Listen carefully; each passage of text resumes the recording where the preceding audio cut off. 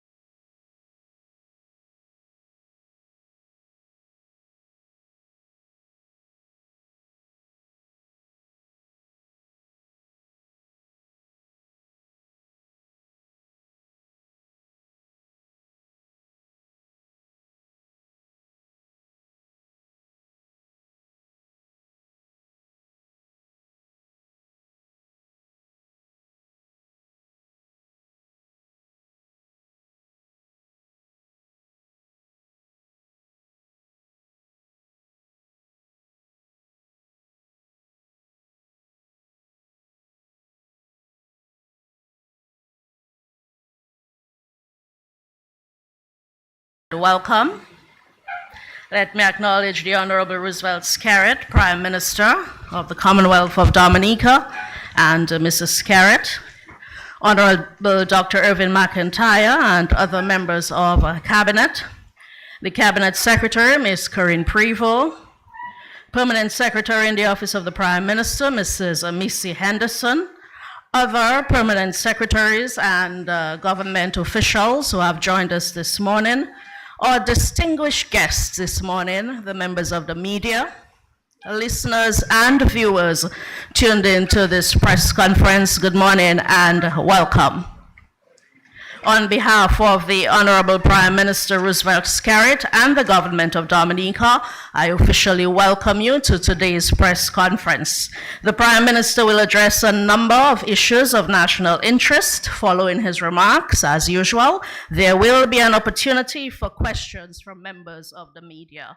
Ladies and gentlemen, please join me in welcoming the Prime Minister of the Commonwealth of Dominica, Honorable Roosevelt Skerrit.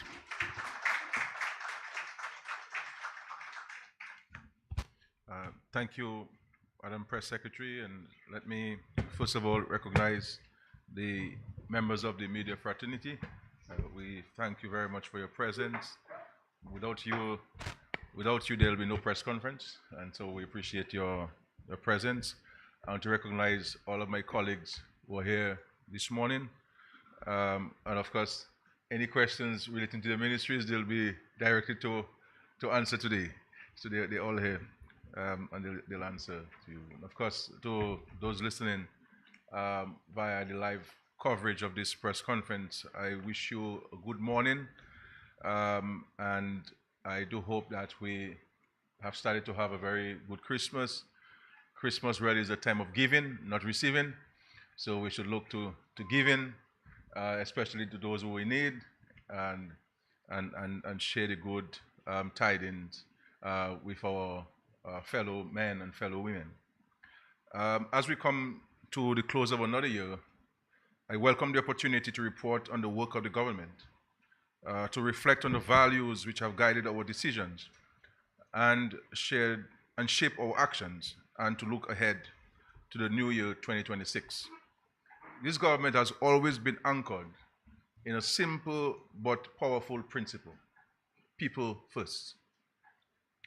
It is the foundation of our policies, the compass for our decisions, and the answer to the question, why do we do what we do?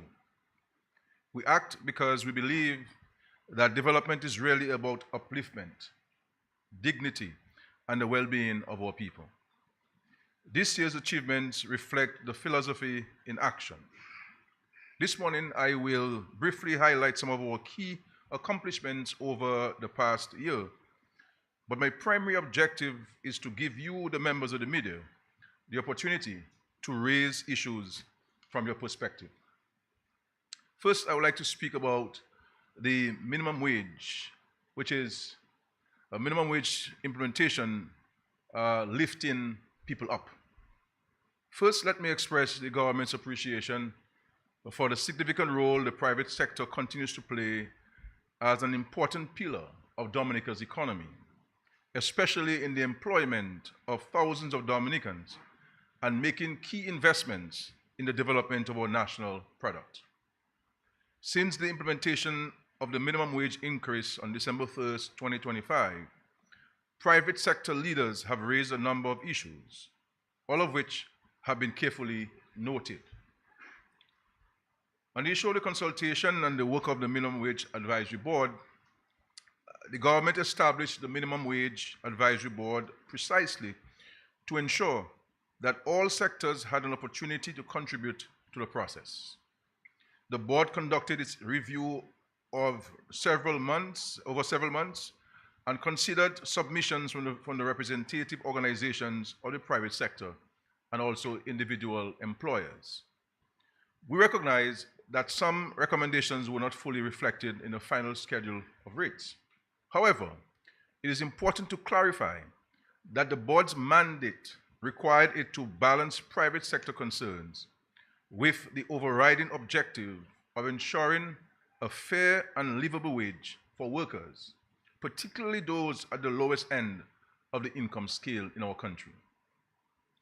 While the implementation date has necessitated adjustments for some employers, the government had to weigh this against the urgent need to address wage stagnation and the rising cost of living affecting thousands of workers across multiple sectors.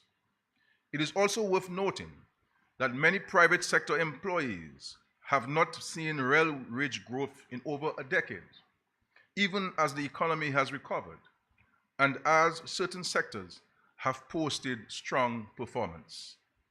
Nonetheless, the Ministry of Labor will review the transition challenges raised by employers and assess whether practical administrative support or reasonable phased arrangements may be appropriate in specific areas.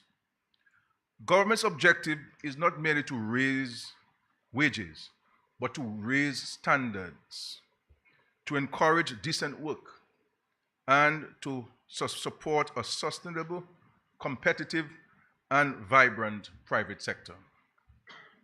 Government wishes to assure the public that the adjustment to the minimum wage is being facilitated in a responsible, measured, and economically sound manner designed to protect workers' incomes without triggering an unnecessary rise in prices.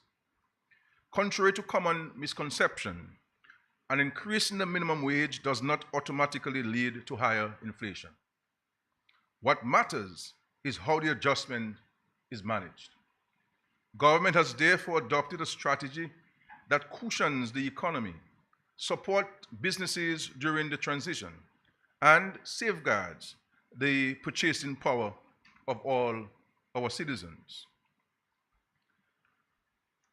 There has been talk about the minimum wage will cause significant retail inflation, and I want to share with you some perspectives on this. In retail stores across the Caribbean economies, supermarkets, clothing shops, hardware outlets, wages typically account for only 10 to 15% of the final price of goods.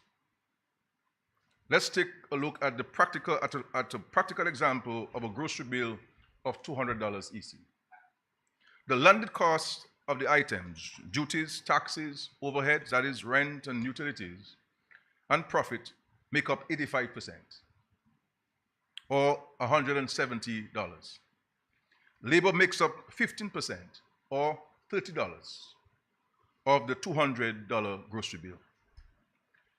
A 30% increase in the minimum wage means that the $30 labor share will increase by $9, or to $39. Accordingly, contrary to alarms raised that the 30% increase in the minimum wage will trigger a 30% or a $60 increase on a $200 grocery bill, the actual increase will be $9 or 4.5%. Clearly, because labor is a small component of retail prices, there is really no basis for any significant rise in the price of goods, or indeed any increase at all. Retail prices move mainly because of international freight costs, global commodity prices, exchange rates shifts, and import duties. A higher minimum wage does not affect these cost drivers. Retailers can cushion wage increases through progressive improvements in the efficiency and profitability of supply chain considerations or operations, increased productivity, better inventory management, and waste reduction. Caribbean countries that increased minimum wages in the past decade, for example in Barbados, Jamaica, Antigua and Barbuda, St. Lucia, saw no significant retail inflation linked to wage hikes. The price movements remained tied to global factors, not local labor costs. To ensure a smooth and stable implementation, government is pursuing the following measures. 1, productivity support for employers and workers. Investment in skills training, digitization, and process improvements to help businesses generate higher output per employee. Higher productivity offsets wage costs and keeps prices stable. 2, reducing operating costs. Temporary relief measures such as reduced duties on essential inputs, faster customs processing, streamlined government services, reduced administrative burdens, and support for energy efficiency will help small and medium enterprises absorb the adjustment without increasing prices to consumers. 3, targeted support for vulnerable sectors. Labor-intensive and small enterprises will receive targeted assistance to ensure the wage increase does not place them at risk or lead to unintended inflationary pressures. 4, strengthening competition and preventing price gouging.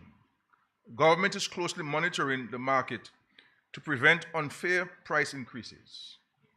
Strong competition and regulatory oversight ensure that any cost adjustments remain fair, transparent, and justified. A fair minimum wage, my dear brothers and sisters, lifts vulnerable workers without burdening consumers. The economy becomes more stable, not more expensive. Government remains confident that these policies will enhance the livelihoods of low-income workers, support sustainable growth, and prevent inflation. And we all will agree that after some time, that the wages that are controlled by an act of parliament, that those persons are allowed to be given an increase, like everyone else, both in the private and public sector, who are governed or who are represented by unions, have received increases over the years to assist in dealing with inflation in the country. And I'm happy that, from all accounts, that the increase in the minimum wage was well received, even if some in the private sector are of the opinion and the view that the timing may not be a good one, and that we're looking at to see how we can work with them on addressing the transition from the old rates to the new rates. But also interesting to note that based on the report we received, it was noted that many of the employers said that they were already paying people above the minimum wage. And so many of them were already factored that into their wage bill. But it's just that the law now had to be changed in order to make it mandatory that people receive a fair wage for a fair day's work. And I'm happy that we're able to do so, and in time for Christmas, as they say. Removal of custom duties, VAT, on food items, which is a major decision of the government this year. At a time when global inflation continues to place pressure on families, we took decisive action to remove custom duties and VAT on a wide range of essential food items. This was a practical intervention announced in the 2025-2026 national budget aimed at easing the burden on households, especially those with limited income. We did this because a responsible government must stand with its people in the face of any hardship which threatens their well-being. We did this because no one should ever be forced to choose between putting food on the table and meeting other basic needs. I am pleased to report that these reductions have, across the board, had a positive impact on the purchasing power of families and their overall ability to meet daily expenses. To assess the impact of the removal of VAT and import duties on selected list of consumer goods, the Division of Trade conducted a market surveillance exercise, both before and after the policy took effect. The first exercise was carried out prior to October 1, 2025, to establish baseline prices. A second exercise was concluded on December 12, 2025, with the objective of measuring changes in retail prices following the implementation of the VAT and import duty exemptions. The division focused its assessment on the Big Six. These are the largest importers and distributors of these goods in Dominica, whose pricing practices significantly influence retail prices island-wide. These are J. Astafans and Company Limited, HHV Whitchurch and Company Limited, Greens Supermarket, Fine Foods, S-Mart, and ACS. The findings from the December 12, 2025 exercise clearly demonstrate that the measures have been effective. Reductions were observed across the majority of products and brands monitored in all supermarkets surveyed, focusing on a representative subset of 7 products. That is approximately 23.3% of the overall product list. Notable price decreases were recorded, including luncheon meat with reductions of up to 13.36%, corned beef with reductions up to 13.07%, breakfast cereals with reductions of up to 12.3%, unsweetened biscuits with reduction of up to 18.89%, orange juice with reductions of up to 42.28%, toothpaste with reductions of up to 27.98%, tomato ketchup with reductions of up to 24.3%. Again, this is a representative sample, but these results confirm that the VAT and import duty exemptions are translating into real measurable savings for consumers at the checkout point. The exercise provides strong evidence that the policy intervention is working as intended, easing cost of living pressures and delivering tangible benefits to the households across Dominica. I want to say a heartfelt thank you to the private sector enterprises, the supermarkets, for passing on the savings to the consumers of Dominica. When it's good, we say it's good. And we thank them for that. And just to say that the supermarkets were not aware of this survey. So nobody would say that they change the prices and when we turn over back, they put the prices. No. They went in as if we were shoppers and shopping and paying attention to these prices. And so this, my dear brothers and sisters, is what we mean by people first. Always putting people first. Housing revolution, providing security, stability, hope, and dignity to our people. Across Dominica, our housing revolution continued to transform lives and communities. This year, the Housing Recovery Program was successfully completed through a loan from the World Bank. The program adopted a homeowner-driven model, the first of its kind anywhere in the Caribbean. So the homeowner selected his or her contractor. They decided what tiles they wanted, the color of tiles they wanted in their house, the paint color. They were project managers and supervisors. They were part of the reporting. They were part of the site visits. And in many instances, they jointly control the money. And so under the program, 382 climate resilient homes were constructed across the country. 385. To date, 313 of these homes have already been handed over to beneficiaries, with the remaining units at final stages of completion and transition, and this will be handed over no later than February of next year. All contractors were local, ensuring that every dollar invested circulated within our communities. All of the materials were purchased from local supplier of building and construction materials. So small businesses and medium-sized businesses benefited, and this program also helped sustain livelihoods.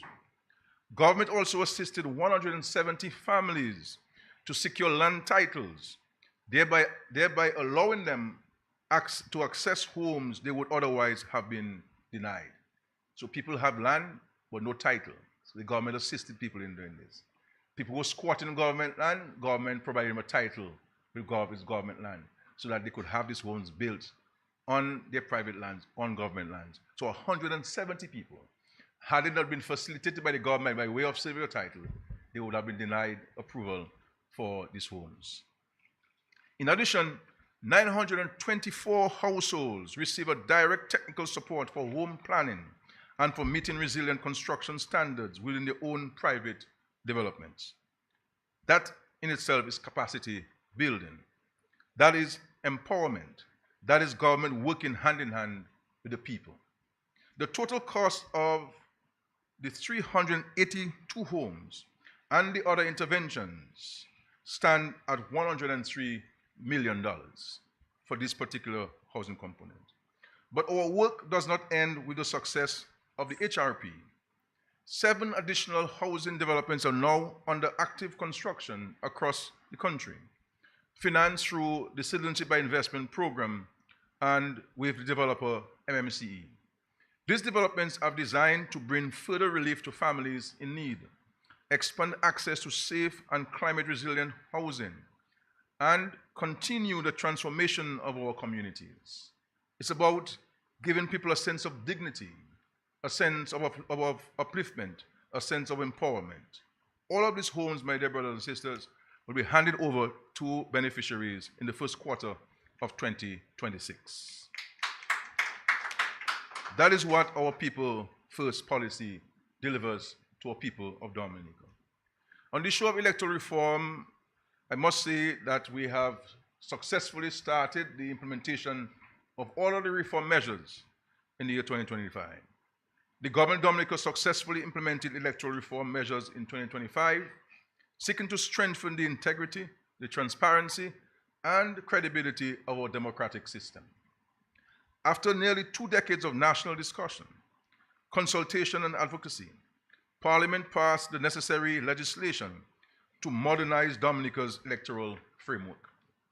Central to this reform is the voter confirmation exercise, which officially commenced in October 15, 2025, and is now well underway.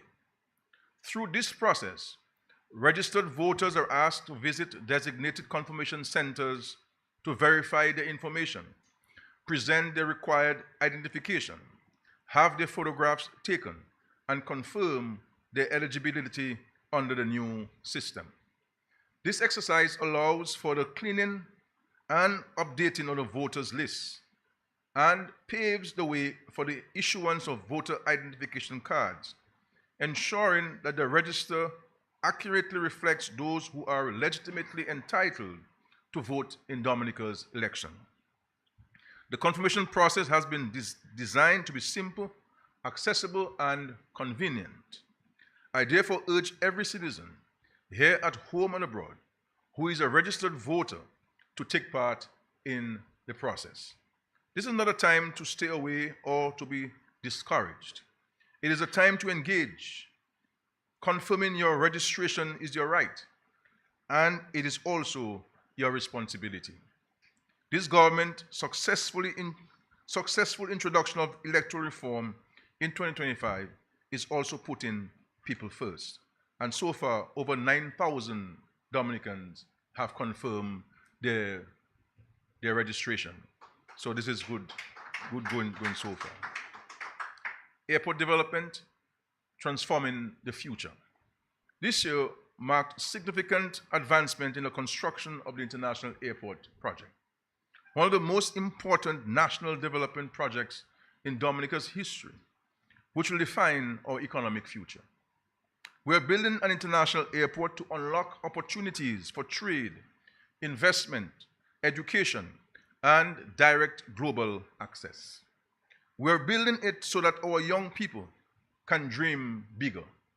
We are building it so that Dominica can stand confidently among developing nations with first-class modern infrastructure. As of December 12, 2025, construction progress reflects steady and measurable advancement across all major work streams. Total backfilling is 88.6% complete. Total excavation stands at 83.4% complete. Runway construction to formation level has reached 2,616 linear meters, representing 91.8% completion. Building foundations are 85% complete. Superstructure works have commenced and are 30% complete. The project remains on schedule for completion in the end of 2027. Importantly, the project continues to deliver strong local economic benefits. 405 Dominican workers are currently employed on site, reinforcing our commitment to local labor and community participation. This international airport project has been promised by every government, both before our independence. You go back to Frank Barron as chief minister, and every government before and after independence promised this airport as a central pillar of the country's economic transformation and fortunes. I thank God that we are now at the cusp of realizing that elusive dream for so many decades. And I am confident, by the grace of God, that when this airport project is completed, it will bring dramatic, positive transformation and benefits to all Dominicans. But equally importantly, is that this is the only developing country in the world, or only developed country in the world, you can put it all of them together, that is building an airport that at the end of the day, current and succeeding generations of leadership in the country and citizens of the country will not be burdened with repaying it.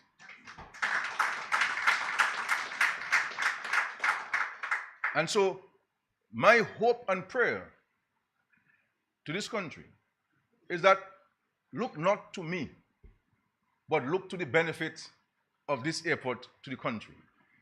This international airport should be wrapped with the national flag, that everyone should embrace it and pray to God that it will see successful completion. If we are truly interested in our personal well-being and the well-being of the country, and ensuring that our young children can look at Dominica as a place of hope for greater opportunities for them, having been successful at various training and educational institutions. And that's my hope and prayer for us. Now I now turn to quarrying activity at Debwash. And mark you, I say quarrying and not mining. There's no mining at Debwash. There's quarrying activities at Debwash. Government notes with deep concern calls from the United Workers' Party, other opposition groups, and certain environmentalists for shutdown of quarrying operations at Debwash. It is suggested that the quarrying should take place, and I quote, somewhere else, end of quote. That doesn't affect the environment. But there is no recommendation where that, quote, end of quote, somewhere else should be. Government also notes with deep appreciation the call from the Dominica Hotel and Tourism Association for, and I quote, communication, compliance, collaboration, and shared responsibility, end of quote, in working with stakeholders, as they say, to ensure that growth does not come at the cost of Dominica's national heritage. The international airport is being built for the benefit of the Dominican people and will serve every sector of our economy, including tourism, agriculture, trade, and every small business in Dominica. Naturally, such a project requires construction material.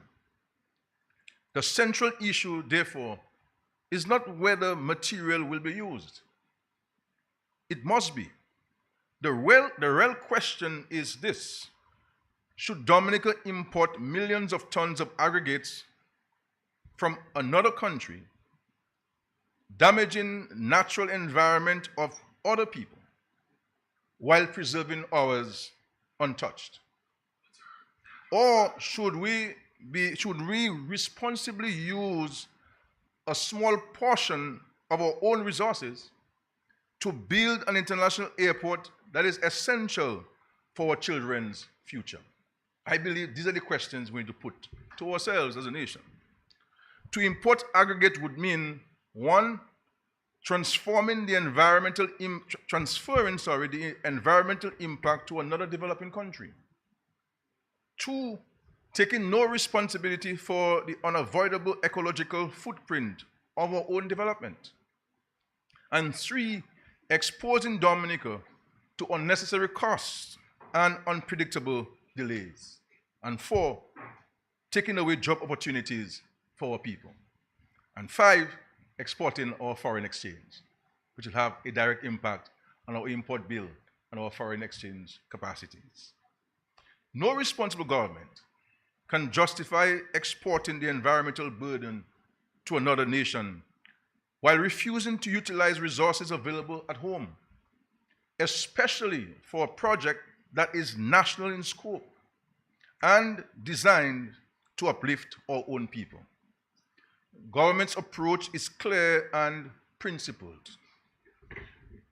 Use local material where feasible, economically responsible, and environmentally manageable. Ensure all quarrying and excavation activities comply fully with the Physical Planning Act, including EIAs, mitigation systems, and continuous monitoring.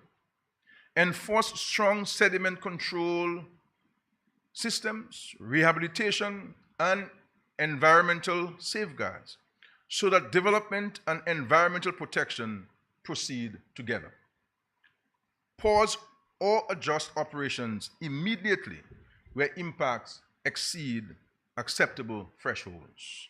To be clear, responsible, regulated extraction for a national development project is fundamentally different from reckless exploitation of the environment. And we have to make that distinction as a nation.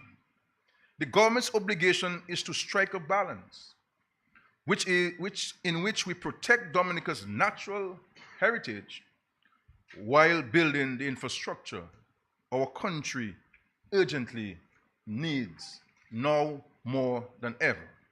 So the choice is not between development and the environment. The choice is between responsible use of our own resources and exporting the environmental costs to another country while undermining our own development. The Lord gave us resources to help us, but we have to do it responsibly. And this is what we're seeking to do as a nation, do it responsibly. So this government, which I have the honor to lead, chooses responsibility, sustainability, and national progress. And so we will continue the engagement, and I intend, and the Ministry of the Environment has been engaging. They'll be visiting again tomorrow. Planning and all of the government authorities are engaged, and I myself will be part of the public engagement and consultation on an ongoing basis. Because I say so with a great sense of humility. When it comes to the environment, people know where I stand on the environment. And I don't speak about the environment. I practice preservation. I practice conservation. I practice reforestation. I practice good farming practices that enhance the protection of the ecological systems and habitats. And so we will never destroy the environment.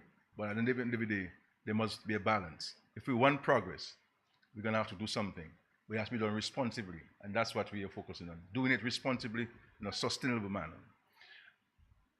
Looking ahead, I will not go into great detail this morning, but as I end, I want to highlight just a few of the major projects now underway across our country, which are expected to come on stream in 2026, and that will have a direct and lasting impact on our economy and on the daily lives of our people. The Northern Road Improvement Project from Portsmouth to Hatton Garden will begin in late 2026. This major rehabilitation initiative, funded by the government of the People's Republic of China, will deliver new bridges and culverts, slope stabilization, road widening, and retaining walls along the Portsmouth to Hatter Garden corridor, in keeping with the commitment made by President, His Excellency Xi Jinping, during my official visit to China last year. In the south, the Lube to Granby Road, when completed, will improve safety, reduce travel times, and enhance access for road users. We are also investing heavily in our capital. The roads enhancement project will get underway next year, resulting in upgraded roads, improved drainage, and better traffic flow. In the area of education, construction continues on 6 new primary schools, supported by the government of the People's Republic of China. These schools represent an investment in our children and our teachers, and will provide safe, modern learning environments to improve educational outcomes. In the area of agriculture and food security, construction is advanced on a modern national abattoir and a citrus certification and processing facility. These are strategic investments aimed at strengthening our agricultural value chain, improving food security standards, and reducing imports. We'll also witness the start of the construction of the Cruz Village, which will usher in even more benefits to our people. Agriculture remains a major pillar of our economy, and all of these facilities I spoke about will help move the sector from subsistence to greater commercial viability. In the tourism sector, we continue work on the big ticket projects, such as the Cabritz Marina and the Dominica Cable Car project. These initiatives are designed to expand the range and quality of tourism experiences, increase spending in surrounding communities, and create jobs. The construction of homes, home repairs and renovation, and general support to our citizens will continue in 2026. The 2% housing program will be in full implementation mode come 2026. The construction of the international airport will be even more visible to the naked eyes as it takes a greater shape. A revamped Dominica Youth Business Trust and more targeted financial and technical support to the youth who are involved in entrepreneurship and small business development will be more evident in 2026. And we are moving decisively toward energy security with the commissioning of geothermal energy plant, which will position Dominica as a leader in clean, renewable energy in the region. And on the issue of national security, I can tell the country, rest assured, that this government will continue to take a zero tolerance towards any criminal behavior in our country. And we're getting additional support from the United States government where our national security is concerned. And so, rest assured to the citizens that this senseless actions taking place in the country, we intend to put a stop to it. But for us to be successful at that, we're going to require the support of everyone in our society to play the part in providing the security that we all deserve in our country.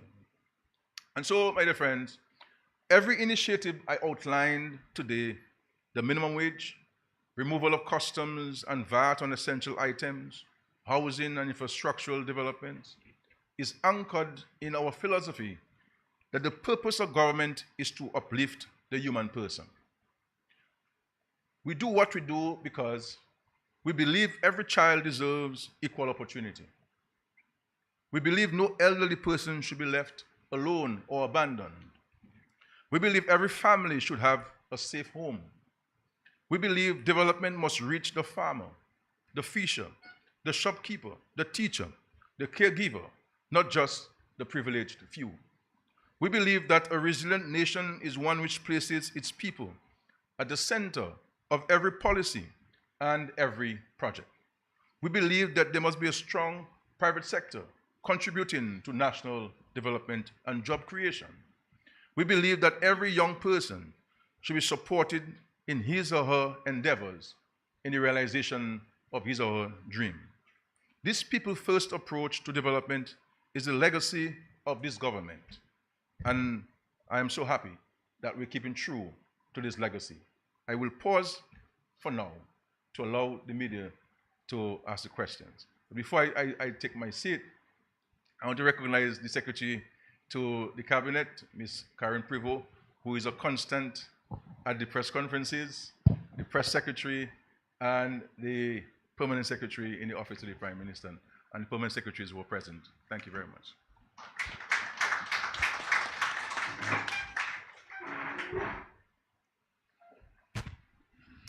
Thank you, Prime Minister, for your very comprehensive remarks, your review of our accomplishments for 2025 and the look ahead to 2026. The staff of the Office of the Prime Minister will assist with the facilitation of the mics, and I now open the floor for your questions, beginning with the man the Prime Minister has called the Dean of the Media, Curtis Matthew.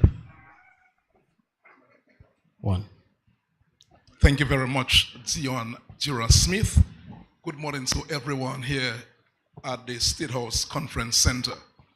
Prime Minister, I have two questions for you in this round before I make way for Colonel John Baptist. And my first question is about the non-appearance of an opposition leader in the parliament. So, in other words, how do we solve the problem as a country where we have no opposition leader in our parliament? So that would be my first question. The second question is, will the government, before the 31st of December, will the government confirm the appointment of acting chief, Mr. Corbett, and his deputy, since their acting appointments will expire by the 31st of this month? And the police have outlined, in fact, last week, the police outlined a number of success stories for the year 2025, things like major drug seizures, firearm seizures. They even spoke about Police Week, where, in fact, 37 officers were, in fact, awarded. But, Prime Minister, there is a concern that, that of homicides. In fact, there were 2 over the weekend, taking the numbers to about 22 for the year, just around 22 for the year. People are speaking about the homicides increase. Is the government concerned about the number of homicides we are seeing of late? I will come back very soon, I'm sure, when I get a chance, but I'll make way now for Colonel John Baptist.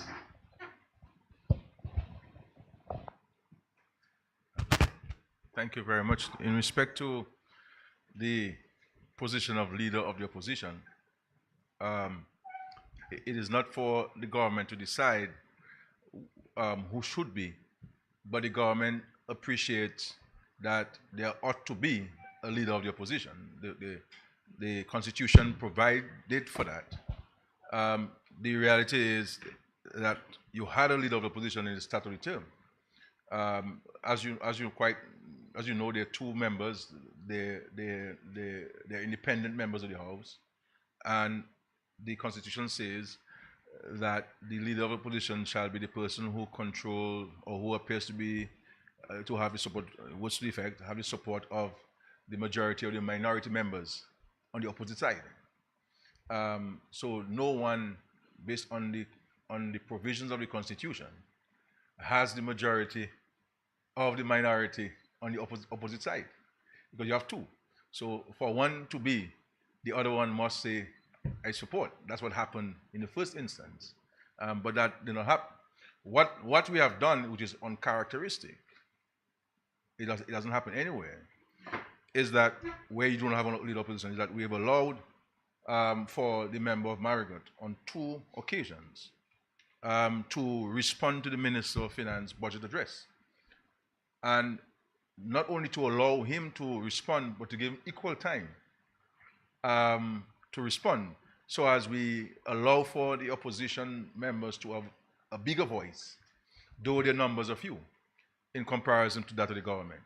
And I believe that it has been very helpful, it has been very constructive, and I think that it has elicited a lot of debate and discussion in terms of the submission of the opposition member in response to the Minister of Finance budget address. So Our hope and prayer is that there should be, but it's not for us to determine.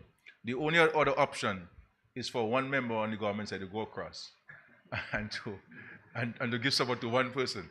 And they'll be on opposition. But if I do that, you're going to say, look, Skerrit taking charge of parliament and so on. And there's no democracy and a one-party state and so forth. So that's the only option that's available, really. But we look forward to that. But the reality is, the parliament meets, the parliament debates, members are allowed to speak as per the rules of the House.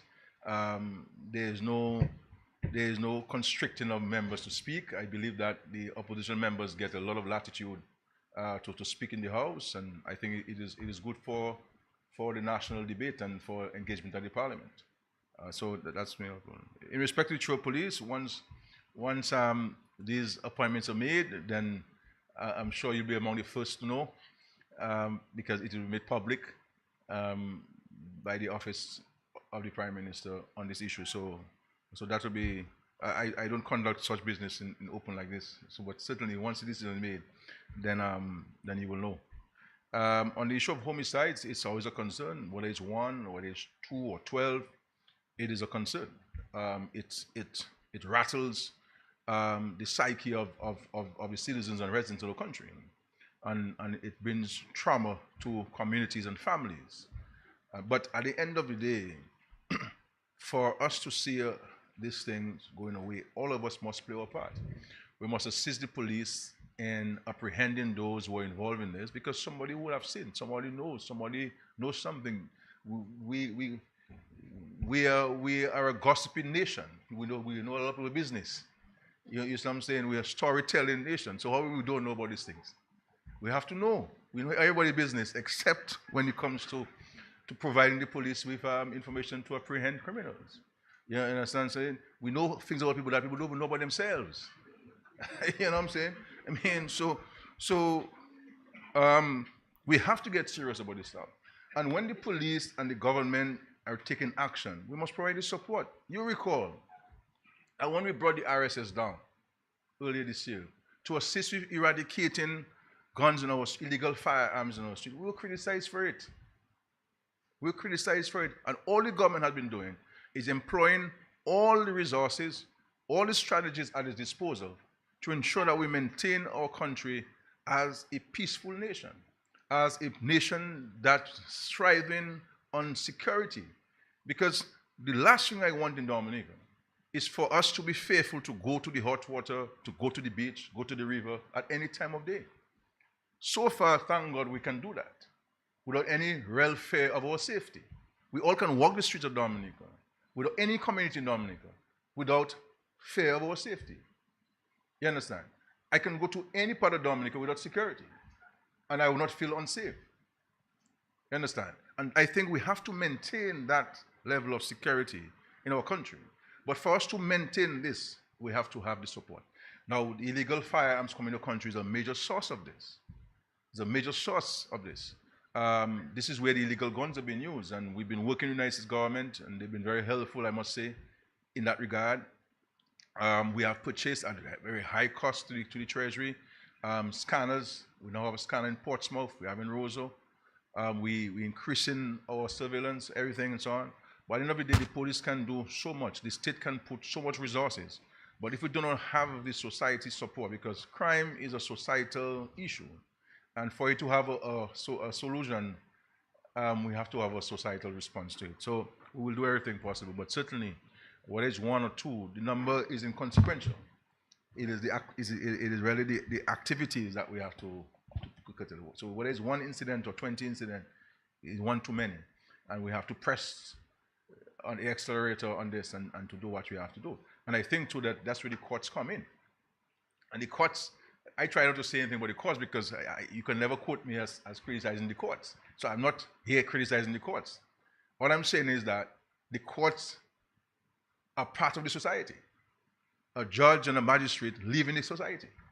And they must be aware of the concerns of the society in the application of the law. So if you get one guy for a gun and you send him for 5 years, and you get another guy for a gun and you charge him $7,000, what happens? You understand what I'm saying? So we have to look at the application because the law as they stand is draconian in nature, you know. We amended the laws. This law is draconian in nature. You know, it is very strong, it is very robust. I think that's why we have to get the application of the law and understand. This is not for the executive to do, it's for the judiciary to deal with. But I think that the society must feel that every arm of the government is doing what they must to protect the citizens of the country.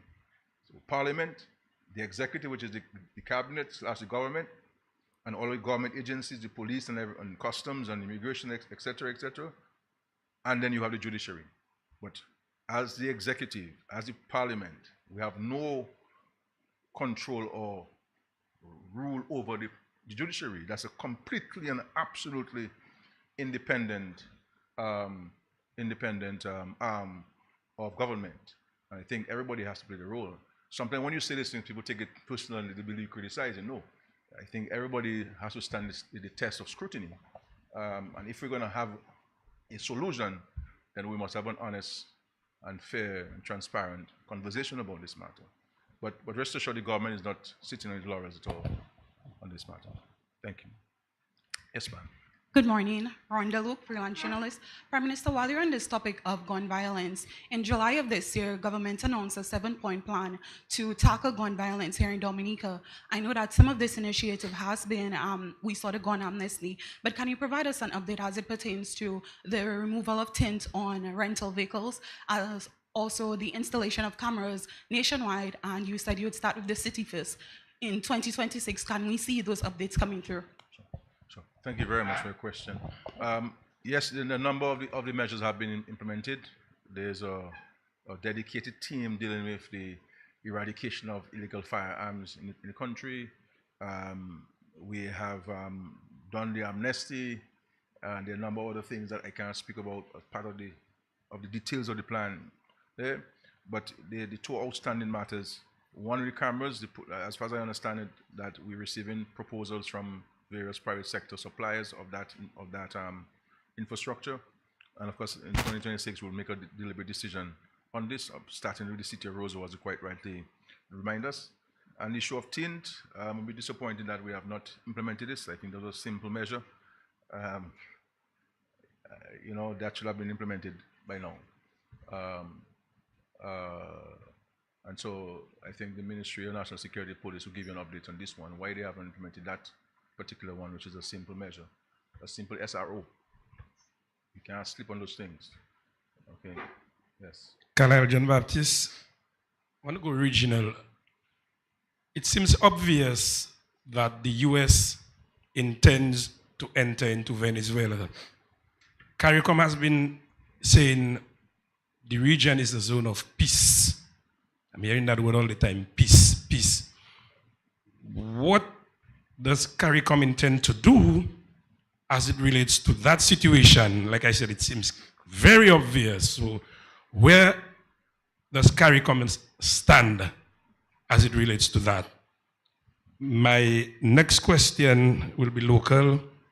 We have a serious traffic congestion on island, especially when we have boats on the bayfront and at Woodbridge Bay Port. I know some years ago, there was this bypass along by Suki on the southern part of the island. But it's a nightmare coming on the southern part. And when you drive down Canefield area, the line of traffic is gone past Linus. It's very, very difficult. And if you have an emergency, I'm not sure what is going to happen. What does government intend to do to assist persons in that regard? Also, Prime Minister, it's been a while that you spoke about official residence, your official residence. Can you please give us an update as to where we are, please? All right. Thank you very much for your questions. The issue of the military presence in the Caribbean waters by the United States government, we see publications in the media on this. The U.S. has indicated that this is to fight drug trafficking. In Dominica's case and the wider CARICOM's case, we've had excellent collaboration and cooperation with the United States government in fighting illicit activities, drug trafficking. The U.S. has been a #1 partner of Dominica and continues to be, even today, in terms of their investment in Dominica for national security in place. We just had the installation of a radar that was a great United States when I visited the Southcom a couple of years ago to enhance the capacity of the Coast Guard to deal with our marine spaces. And so that was recently installed, and there are a number of other major infrastructure projects, fire station in Lapland that the Americans are financing. They'll also be financing a major facility for us to deal with the storage of the police, armory, and other matters where national security is concerned. So on the issue of fighting crime and so on, the U.S. is our #1 partner, and we look forward to that continued collaboration. We've always maintained that the Caribbean should be a zone of peace, and that any thought of military actions in the Caribbean should be reconsidered. We believe that dialogue and diplomatic channels are better ways to solve problems, differences, views that do not coincide, and this is what we're urging in this circumstance. So this is what, because certainly if there's a breakout anywhere in the Caribbean Sea, it will have a serious negative impact on all of us, and our economies are so vulnerable to external shocks and natural disasters. For this to happen, then you have a permanent negative impact on every one of our countries, and so we're urging that there be dialogue and diplomacy. And of course, Dominica is a good friend of both the United States and Venezuela, and in the past we've worked together as an intermediary, and we're prepared to do so in this current situation if there are messages from either side to each other that Dominica believe that it is well placed to provide that service. But so we hope and pray that nothing happens, and I think that the U.S. President himself has been involved in a number of negotiations across the world, and has used the U.S. Influence to bring a number of conflicts to an end.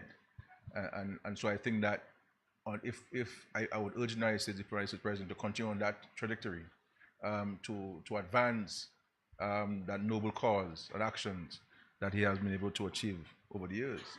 So this is where we stand on the matter. Related to traffic congestion, obviously you have limited capacity in widening a number of the roads that you mentioned because of the original development plan of these communities. Roads on either houses on either side of the roads, and the only option you have is to the sea, and even that will have an impact on the fishermen and the trade, because all of the West Coast people use the West Coast as their fishing places. So all of these things that you have to take into consideration. The reality is we have a lot of vehicles coming into the country. It's a sign of progress. It's a sign that people have more money. People condition has improved. People now feel that they can go in a bank and take a loan, or they could save to buy a vehicle, and they're doing that to take their children to school, to go to work, and it's a good sign on the economy and so forth. This is why we're encouraging, by way of reduction of some of the duties and some of the excise tax, to make sure that people get better vehicles so that they can, vehicles can last a little longer and so forth. But that's the reality we have in the world. The entire world is confronted with a traffic problem, and we're not like Florida. Florida is lucky that it can put passovers and bypasses and all kind of stuff. And if you go to the United States from JFK to Manhattan, it's difficult to get to the city, because they themselves are constricted by the houses on either side of the road. They're not like a Florida that has the space, that has the land, and they could do those things. So it's a real traffic problem. Now, I believe that even when we do the roads enhancement, we will see some improvements. But the reality is, Carla, every one of us want to drive to our work, and everybody is looking to a solution, but nobody is prepared to play a part in that solution. Now, if we're to say, as a government, as a country, let us try something. If we park our vehicle home and take a bus for one day, let us try it. Let's agree that all of us with private vehicles, leave it home, take a bus. Will we see and we do it once a week? Is that something the country would like to try out? They did that in China. China had a serious traffic problem, and they decided one day, no private vehicles, or if you go in, you have to carpool. And in that day, they saw over 1 million cars off the streets, and there was no real congestion. So we have to look at this thing. Now, you have a couple at the home, husband has a vehicle, wife has one, and you have 2 children. The 2 children have their own vehicles. Everybody live and work on their home on their own vehicle. You understand? So there's not enough carpooling taking place. So it's really that people now have access to and it's a suddenly growing economy. Because if you look at Dominica 10 years ago, and look at it now in terms of vehicle ownership, home ownership, I mean, this is why the government has taken this, for example, where home construction is concerned, not to sell agricultural land, but to lease it. Because you now have where we had prime agricultural land have been turned into housing development, accessible lands. And so we have to put a stop to this, and the way we can put a stop to it, by preventing the sale of it.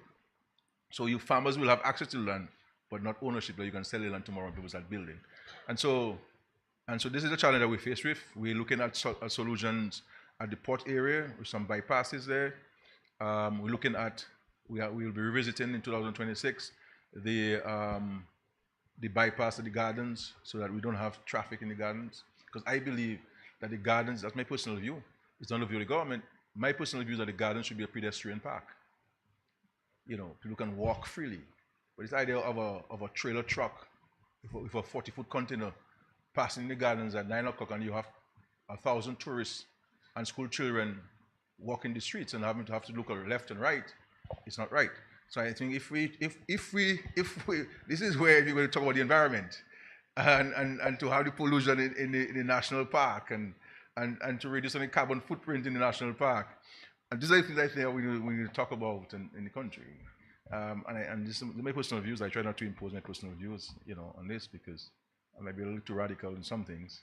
So I am very careful in that, But the issue of the official residence, that I'll give you one promise, Scala, in the country, one promise.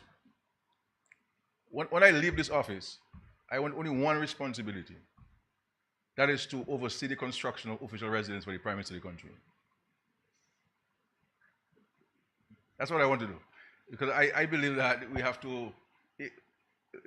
to maintain the office, not the office holder. People look at the office holder, but the office. This is why I insisted as Prime Minister that we build an official residence for the head of state, the president. We can't have a president renting an office by the side of the road. Nobody will respect us as a nation. And if you look at it, way back when the British were there, they always ensured that they got the best piece of land in the countries. And they built an official residence for the governor. That's how this building came about. That was the governor's residence. You understand? That was the governor's residence. And so, and even before we became an independent nation, the British always ensured that the head of government had a residence. And this is how Monroe came about. Before independence, because Lebanon wasn't an independent nation when he was chief minister. He was a chief minister and premier. And so we have to look at those issues. And then, just recently, we got a vehicle for the Prime Minister. And I understand there was a big talk about it, a little Toyota vehicle. All man are driving a Toyota vehicle in Dominica. I mean, you should be chastising the Prime Minister for buying a Toyota, not a Range Rover or Bentley or something. I mean, my brother, come on now, man. I mean, a Toyota vehicle, Land Cruiser, all dog and cat, everything. I mean, Prime Minister, come on, you can only buy that vehicle 2025, Prime Minister. But by the way, the vehicle is a gift to the office of the Prime Minister. And so the Treasury did not pay for it. You understand? It's a gift. But to say the Prime Minister buy a Toyota Skerrit have their boy, and so on. You saw a Range Rover, man. I mean, come on, man. That's what the children are saying, you know. They say, we Toyota that way, brother. If you tell a child what vehicle you're going to tell a Toyota, come on, man. You have to be better than that, come on. But so that's it. But please, anybody else, please? Kyrie FM, good afternoon all. Mr. Prime Minister, my question is regional. Yes, sure. Since the establishment of the Citizenship by Investment Authority, has Dominica made any improvements? And while we're on that, St. Vincent and the Grenadines has announced its plans to have a CBI program. Will they be part of the authority? Thank you. Yeah. On the first question, I can confirm that every participating member has passed legislation to give effect to the regional regulatory framework. Since that time, they have drafted some regulations, some are still undrafted, so waiting for those regulations because they must go hand in hand with the Parent Act.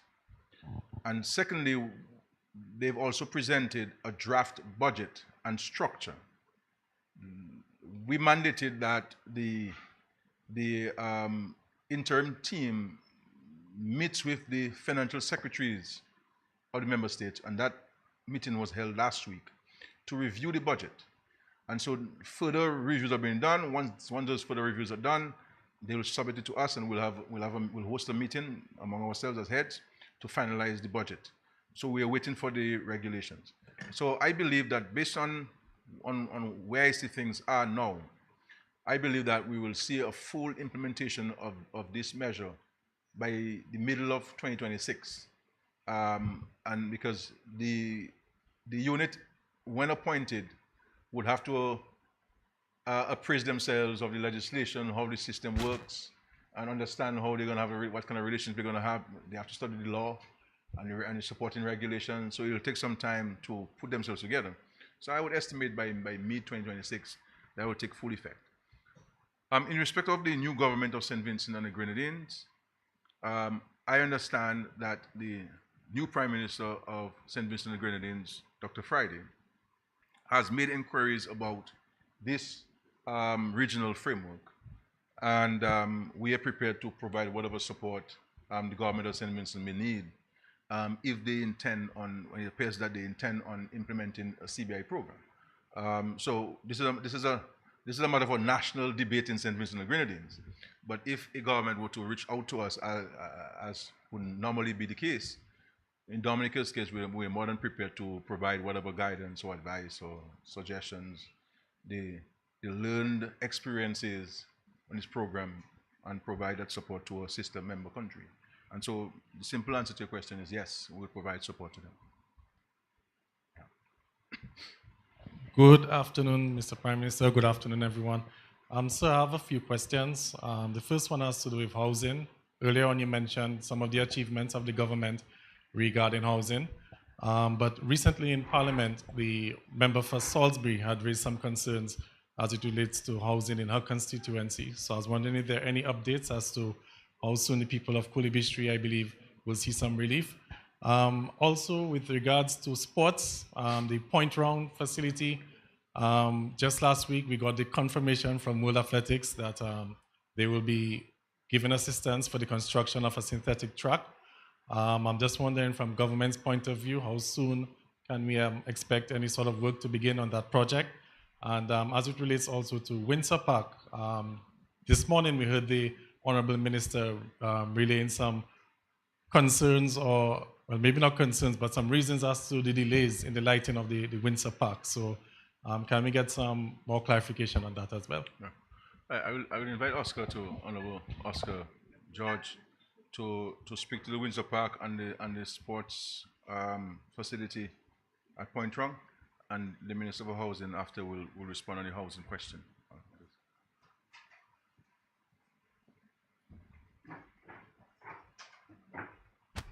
All right, good morning, everybody. Well, Gavin, thank you for your question. As it relates to the synthetic track, yes, we got confirmation from World Athletics that we will be a beneficiary, well, one among 10 beneficiaries globally for support for laying the track. You may also know that the government has taken on its own to develop a master plan for the area. And long and short, the master plan involves the design, the detailed designs, costings, layout concepts, because we are also planning on putting a Olympic-sized swimming pool. So in our discussions with World Athletics, they indicated that in the first quarter of 2026, we'll be ready for starting works. They are now finalizing the MOU, which they will share with the representative body, which is the Dominica Athletics Association, and then that will be submitted to us. But the long and short answer to your question is, in the first quarter of 2026, we expect actual works in Dominica and, of course, in the other member states as well. As it relates to the Lightning at Windsor Park, as you said, I gave some updates last week. One of the issues we had with the lighting project is that the poles were not something that you could pick up in a store. So you had to basically, based on your assessments at Windsor Park, put in an order for manufacturing these poles from scratch. And that was the cause of the delay in India. They've been manufactured in India. They did some further amendments to the specifications. So that took a bit longer than we expected, and that is really the main cause for the delay. But as we speak, all the items are now being shipped. Well, they're en route to Dominica as we speak. All the underground works has been done, as you may be aware, in terms of foundations and running of the lines underground. We're just waiting on this consignment of the poles, 4 poles, and all the other infrastructure, including the control rooms, the generator pads, all the other accessories being part of this project. So I ask for continued patience on this project, but we expect everything to be in Dominica next month. Thank you very much.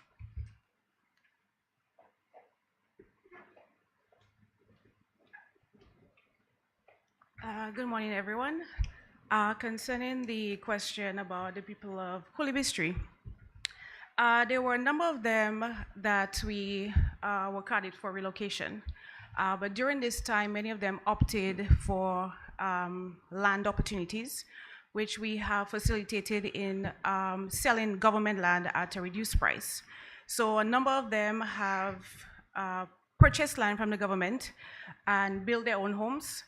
A few of them moved to different areas, some migrated, and we have facilitated quite a few people financially in building back some of their homes, fixing their current homes. Like I said to the Member of Parliament for the Salisbury constituency, this constituency, not because it's an opposition seat, mean that it has been abandoned. Housing is a right, and it is for everyone across Dominica.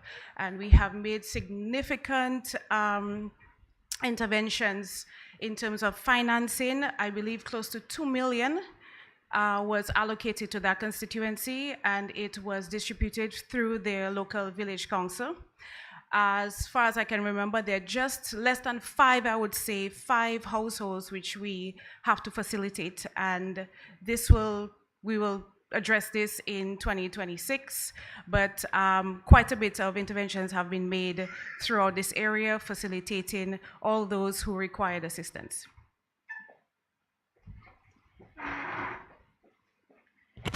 Well, thanks to Honorable Popon Skerrit as well as Senator Oscar George. We'll continue taking your question. I see Ronaldo has a question.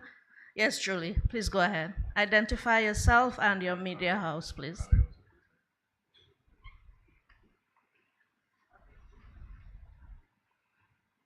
Good afternoon, everyone. Okay.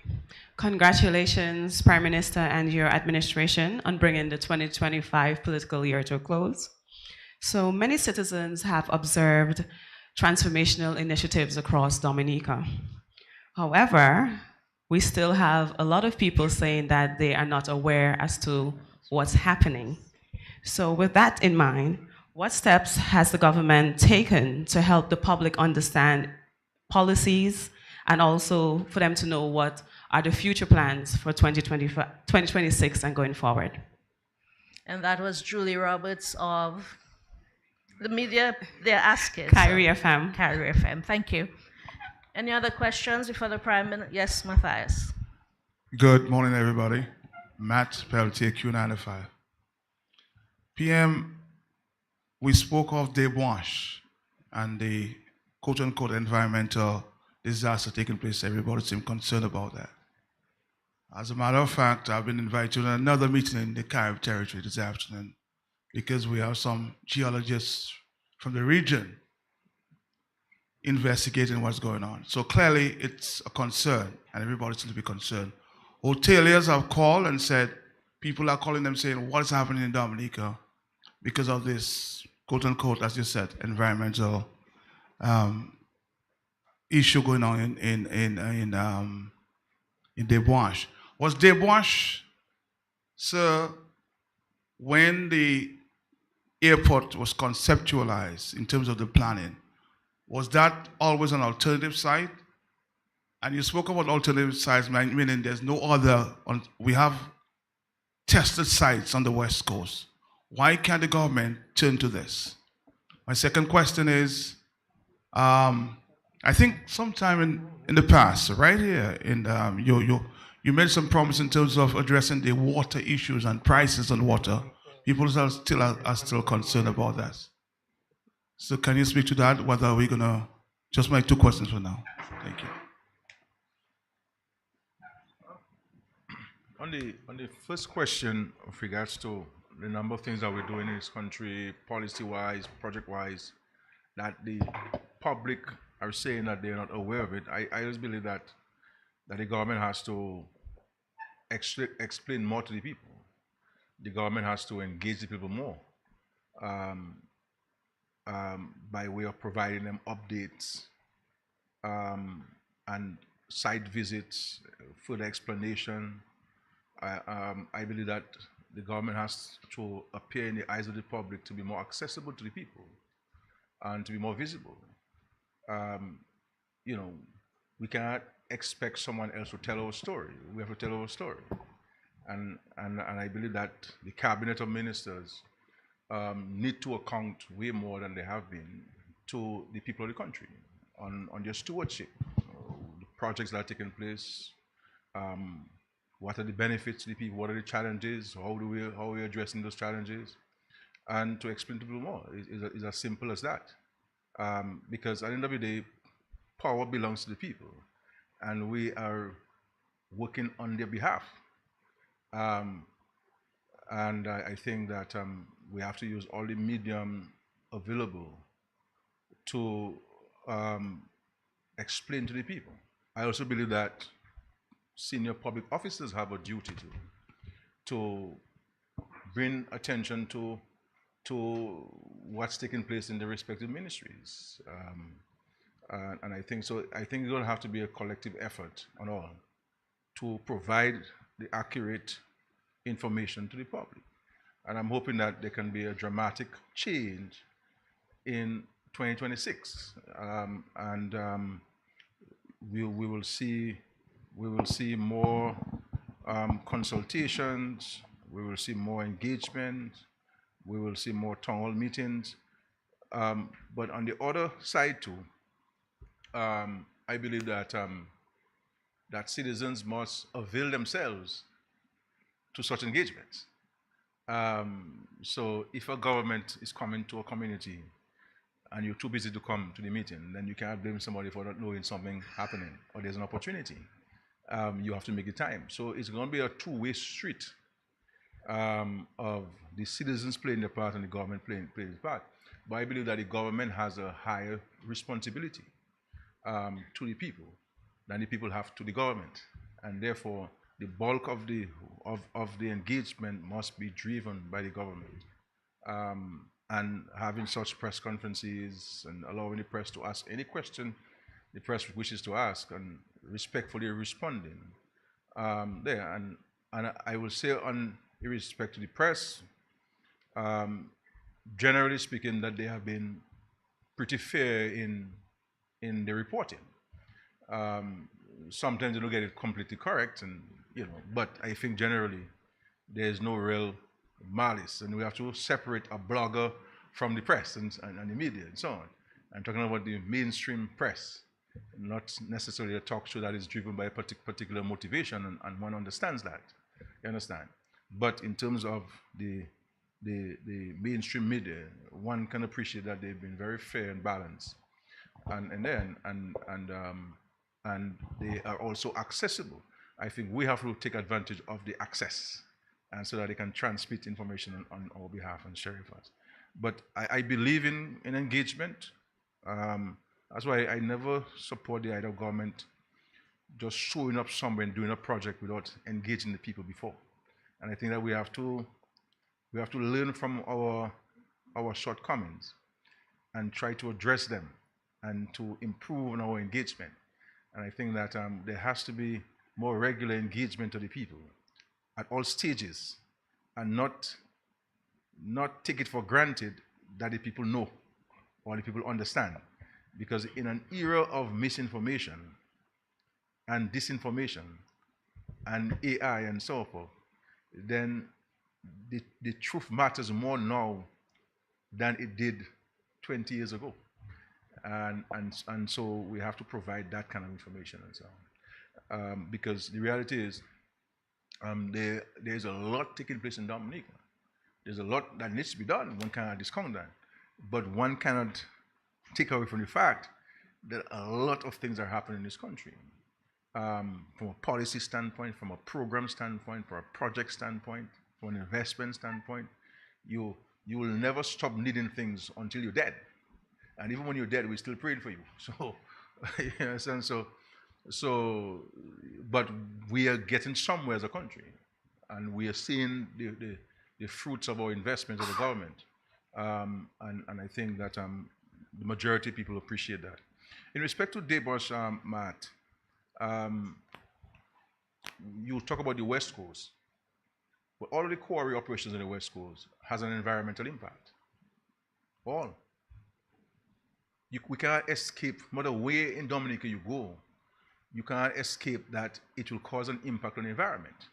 Now, people will tell you that where there's an impact, there can be a mitigation measure. So if you, and this is what the Ministry of Environment is doing, they gave me a report this morning, and this is what they're doing now, engaging the developers and the contractor to look at native species of plants that can be replanted in the area, so that when you clear the area, that the trees will grow back, because we will deliberately plant trees and put in back the vegetation so that it gets soil cover and retains its original natural beauty over time. You understand? So anywhere you go in Dominica, one will see the impact on the environment. And you will see the impact of any quarry operations. Some of them are along streams. Some of them, all the sediments go into the sea. It will impact fisheries. It will impact the coral reefs. And it will impact the way of life of many people. We've had many studies on those things.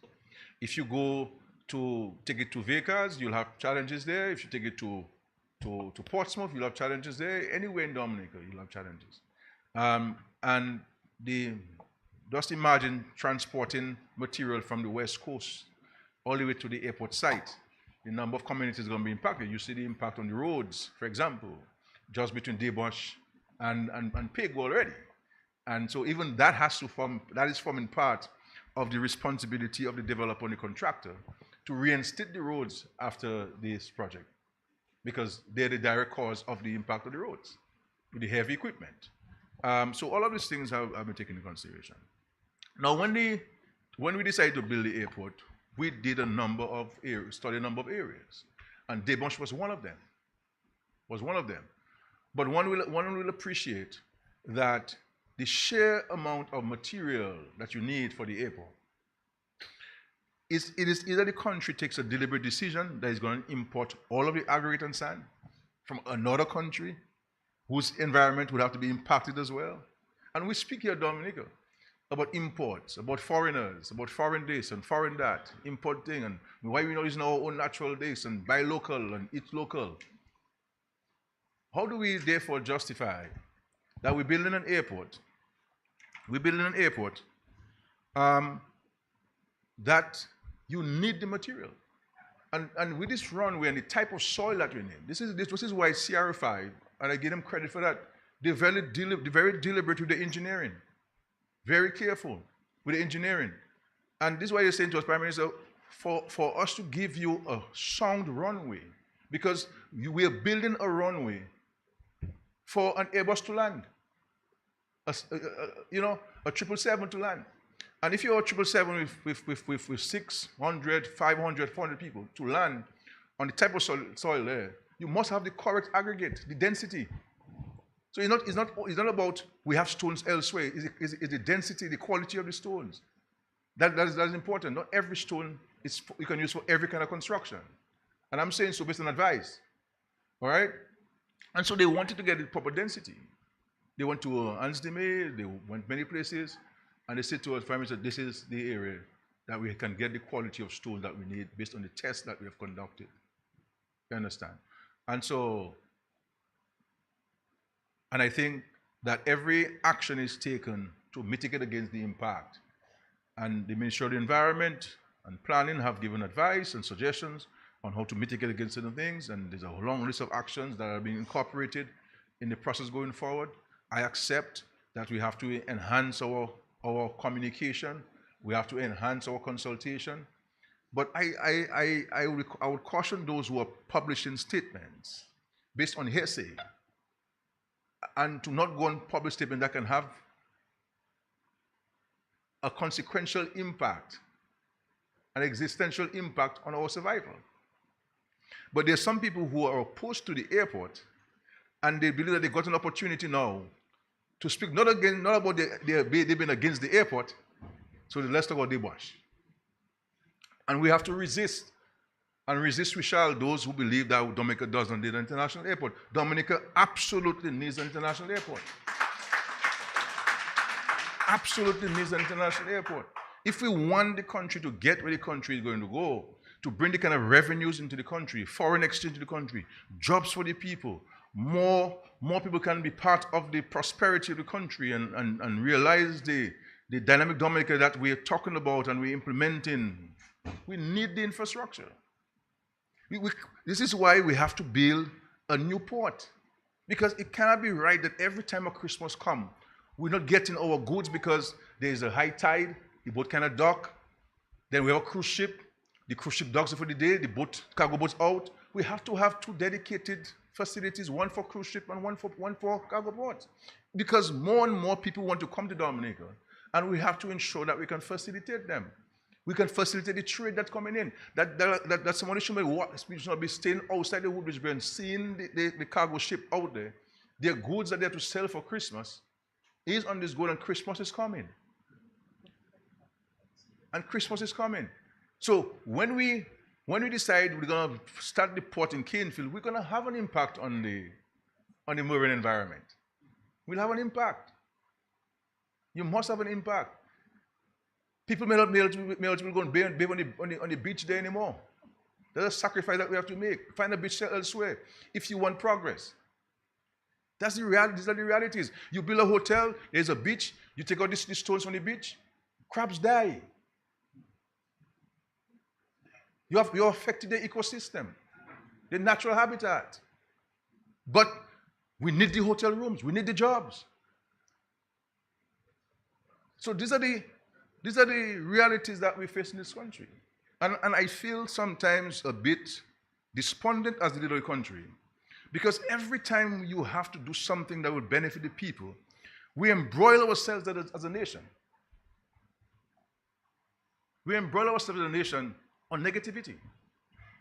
And I ask myself, is this country mine alone, or does it belong to everybody? It belongs to all of us, and all of us must play our part. We must have views. We must have different views. I accept that. But let our views be one to advance, not to hold back. You understand? So anywhere you go with the quarry, so to go and bring a geologist, what is the benefit of being a geologist in the country? Who is that geologist? What are you going to tell you? What's the motivation? You understand what I'm saying? So, I mean, people are free to do what they wish to do, but at the end of the day, we must put Dominica first and not our personal motivations. That's what we have to do. And so I accept this stuff, and we will take all of the necessary actions take all of the necessary actions to mitigate against the impact. But we cannot say elsewhere and not tell me where elsewhere. Do we get it from St. Vincent? What are they going to do in St. Vincent? They're going to have to impact the environment. Do we get it from Canada? They're going to have to affect the environment and maybe even an indigenous community in Canada to get the sand and stones to us. So we have to decide. And so, and I say, I'm engaging the public in the greatest sense of respect, the greatest sense of sincerity, that we're saying, instead of us trying to bore holes in the boat that we're all on, let us see how we can bail water out of it by coming together and discussing these things and how we can go ahead with this thing. But I don't want anybody in this world to have the impression given by anyone that the country is involved in mining and we're destroying the environment and we this and with that. And no, this is not true. This is absolutely not true. We recognize that there were some things that should have been done differently in the start, and this is why we're correcting those and we're moving ahead with the right things that we are starting. And to ensure that at the end of the day, yes, there'll be an impact, and if there's an impact, what can we do? This is why I said in my opening statement that there are thresholds. Once they go beyond those thresholds in terms of impact, then they'll be stopped until those that can come back to the range that we require. And of course, the sedimentation pits that have been advised to be done, more of them, that will be part of the process, and so forth. But anytime you do anything, whether it's a home, multi-building, or a bridge, it's going to have an impact on the environment. We're going to have to cut trees. We're going to have to dig the soil and damage the earthworm's natural habitat. The earthworms contributing to the quality of the soil. You know, there may be crabs in there. We have to affect it. And this is why you realize now you have more agoutis among us than before, because we have built homes and developments where the agouti was in a natural habitat. You understand? So before you would go out in the bush to get a manikumat, you remember that? And you wouldn't catch one. But now, and you could tell me, look me, kill me. You understand? So that's the reality that we are doing there. On the water issue, Matt, quickly, we were a bit slow on this water review, and I give you assurance that in New Year that'll be fixed. We take note of the concerns that the public has raised. They have a point. We accept that they have a point, but I think we were a bit slow on this, and hoping that in 2026 we can fix it. Okay? And go more on the consumption side rather than impose it on a particular fixed rate of increase. Yeah. Yes, please, ma'am. In this year's budget address, we heard of the plans to acquire the former Dominica Brewery site for the establishment of the Lubia, a state-of-the-art water bottling facility. We heard that government is in negotiations with a foreign company at this point. Are you in a position right now to tell us who that foreign company is and the status of these negotiations? Yeah. I'd also like to find out, as it pertains to education reform, that has been a major topic for the year. You have discussed that each child doesn't learn on the same level. Now, government introduced the universal secondary education. Something that worked before we heard was the GSP program. Any consideration as we move into the new year to reintroduce the GSP program in some of our schools here on Island for students who are not on that level to enter the secondary school? I'd also like to find out about customs here in Dominica. I mean, if you ask anybody, Prime Minister, $150, and then you have to pay you have to pay some sort of custom fees. Any plans in the new year as we move forward? Things are increasing worldwide to update that where that's 150 US. EC, EC, 150 EC. The 150 EC package. Yes, package. Things are increasing worldwide. So what would be your suggestion? What will increase? Increase maybe $200, $300, some sort of update. Can government put some kind of plans in place in the new year where it will make it a bit easier for citizens as it pertains to ordering? Sure. Okay, I'll answer the first question. I'll allow the Minister of Education and the Minister of Finance to respond to the respective questions. But with regards to the brewery, we have signed an MOU with a company. The company is an Italian-based company on this. And we're also in discussion with the property owners on sale of the property. Once we finalize on this, the government will compulsory acquire. But will compulsory require in the public interest, but the Italian company will pay the full amount that we've negotiated. So we're basically acquiring on their behalf. We've done that many times before, and so this is in case to truncate the process of negotiation. The state will move to compulsory require, but we're in discussion with them. We don't want to force the state on them or to impose the state on them. We're in discussion with them. So once they agree, because sometimes you can go through a private treaty, but that takes longer than compulsory acquisition. So sometimes the land property owner says, go ahead and do the compulsory acquisition. And once you have two publications and the property belongs to the state, while you continue your negotiation.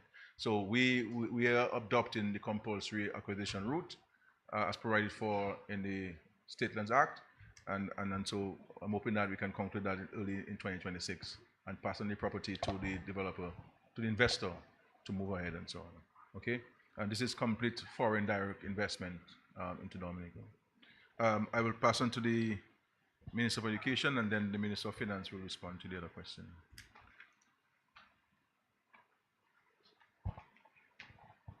Good morning, everybody. Okay, first of all, I will say that education reform is not like a unit or a single anything. Education reform involves many aspects because education itself has many components. So when you speak of education reform, you look at what you want your country to look like in the next 10 years. You have to look at what our capital projects are and what the needs of our country will be as it pertains to personnel, which will now lead you to look at curriculum change, which will lead you to look at maybe personnel changes. And so for us, we've come a long way in that we have achieved universal primary education, universal secondary education, and universal tertiary education as it pertains to Dominica State College. So now we have to look at each branch. Based on what we want, what changes we would like to see at early childhood, what changes we would like to see at primary level, what changes we would like to see at secondary level, and then we start moving up to the college, not just to how we want to train our teachers to deliver, but a whole change in what college is doing.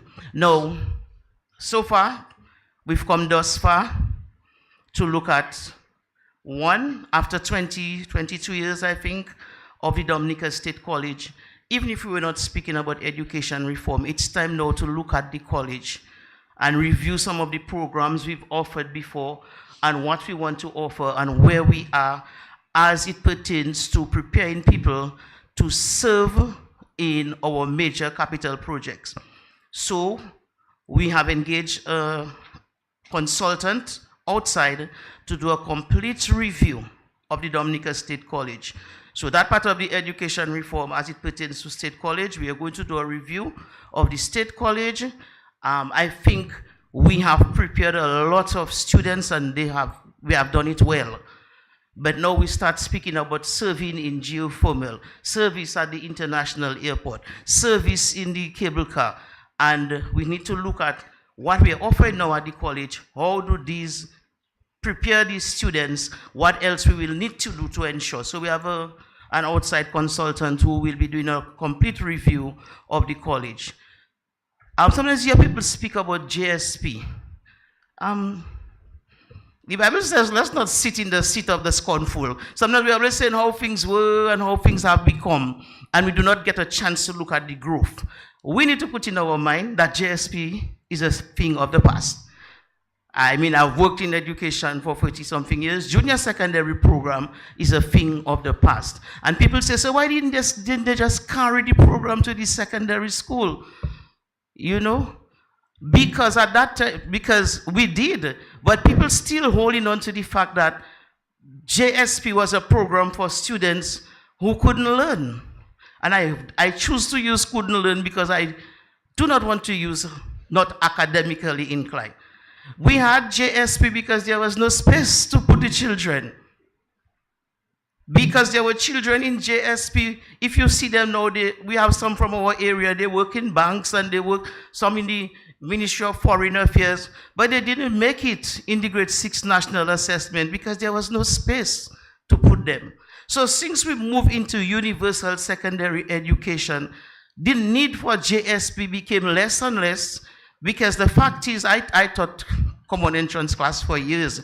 When they tell you it's 6 you get in Cassie Bruce, you can have 40-something children, the results comes out, and you have 6. Does that mean that the other students couldn't make it to high school? Of course. My name didn't come out on the common entrance paper. Does that mean that I couldn't make it? No, that didn't mean that there was no space. So we had to create a program to accommodate these students at the primary school. When we move into universal secondary education, less and less we had the need for that, so we did. So presently, what we are actually preparing, we are preparing specific curriculums for TVET programs at Form 1, 2, and 3. Because the formal TVET program at these schools begin in Form 3. As of now, we have 16 TVET subjects being written at CXC level. So sometimes you hear people talking about why skills are not being taught, and I say, why people wouldn't just ask? And I agree about giving people more information. So we have 16 TVET subjects being taught presently at our schools. We have a government policy that requires that all students who are attending government secondary schools must leave school with 1 technical vocational subject. As of now, we have achieved 96% of that, and I speak of government secondary schools. Last year, we had a 94% pass at CXC in our 16 TVET subjects. So not as if we're not offering subjects at school. We have CVQ subjects being offered, and we have our students coming out with their grade 1 in CVQ. So that thing about skills not being taught is not so. However, now we're going to have the TVET Center of Excellence, another component of education reform. We are presently preparing how we will operate this place. So that's a conversation we are having, because this is not just new to us, it's kind of new to the region. And I say to my officers, we don't really need to start big, but we need to start right. We need to get it right. Because it's not only Dominica, people are looking at us and expecting us to serve them also at the center. So now we are in the process of doing how we're going to operate that center down there. So we have college, we have TVET center, we also place special emphasis on special education. We are also now in a plan. I have not presented the proposal to the cabinet, but I was in a big conversation with how we're going to use AI to educate our students. So we are also looking at, because we just have to get on with what's going on. We must, even if we have to pilot it with a specific group, because when I study and in the conversation was, we can do a pilot and we can give these children the same assessment with the other children and watch the results. So also, it requires a lot of public awareness, because people have an idea about AI. Church people say it's Antichrist, the next set of people say the next thing. So I can just imagine the kind of work we're going to have. But if you have a child with a specific need, you can have an AI teacher dealing with that, because more and more we see our primary schools needing to move into individualized instruction. Because in some schools you have just 30 children.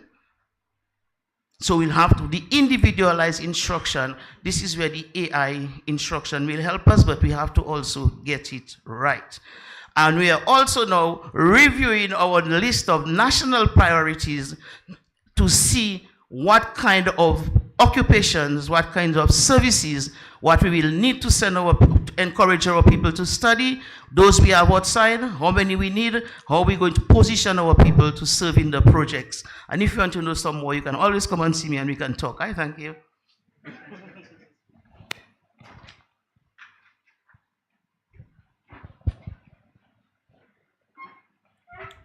Morning, everyone.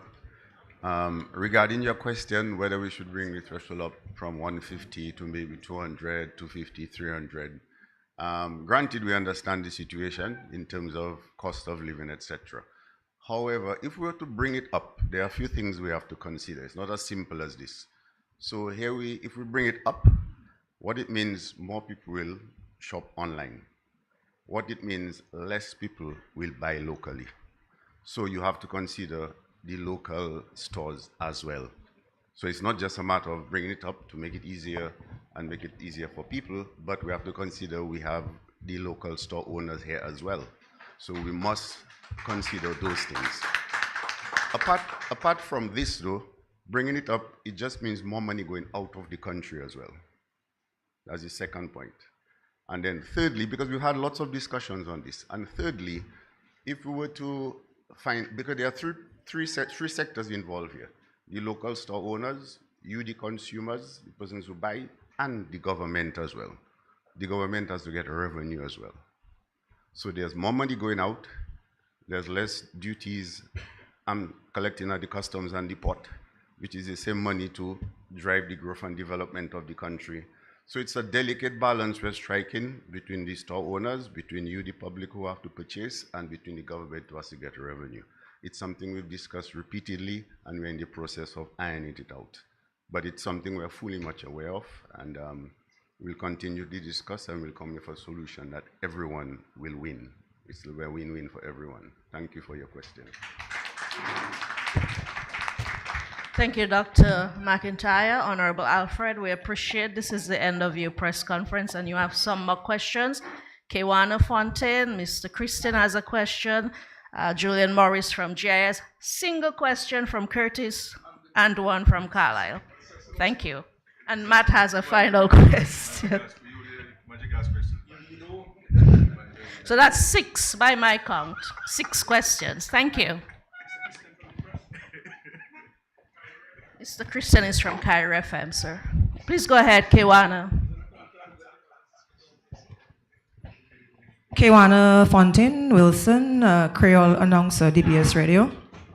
Prime Minister, good afternoon. I'm tempted to ask my question in Creole, but I know, unfortunately, there will be people saying, what did she say? What did she ask?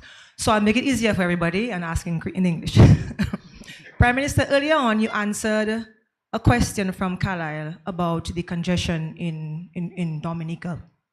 And you mentioned a few very interesting solutions, and I appreciate the solutions, yes. But I also had one solution in mind. I'm not too sure if your government have considered in terms of alternative routes coming into Roseau. I know you spoke about this is a sign of progress, development, and all of that. But how long can we continue, in that situation going forward? Mr. Christian, please give him the mic. My question is for the Prime Minister. It has to do with salaries of a certain category of employees. That is the salary of the President, the salary of the Director of Audit, the salary of the DPP, and the salary of the Chief Elections Officer. All these salaries are changed by law. The President has to be an Act of Parliament, and the other salaries have to be by SRNO. I have searched the laws of Dominica. I have not seen any SRNO for the increase in salaries. That means their salaries have not been increased. And the salary of the President getting $7,583 a month, that since Mr. Shaw, that was changed, and I don't think it has been changed. And the current President would be getting a lot more than that if she was still permanent secretary. So I'm asking if any plans are being made to pass the necessary laws to change those salaries, increase it.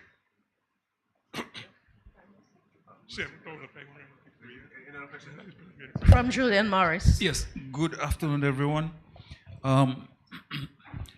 First of all, I think my first question is for PM. Usually when we consider development projects in Dominica, people tend to consider them in isolation. Okay, we're building an international airport. There's a potential port development that's coming, and so on and so forth and so on. But what I would ask PM to do first is, because I know government doesn't really do these projects in isolation, and there's a plan. So perhaps you can give us, PM, the picture you have in mind, what you have envisioned for the country when you take these projects collectively, combined, the combined potential economic impact of these projects to include geothermal, etc.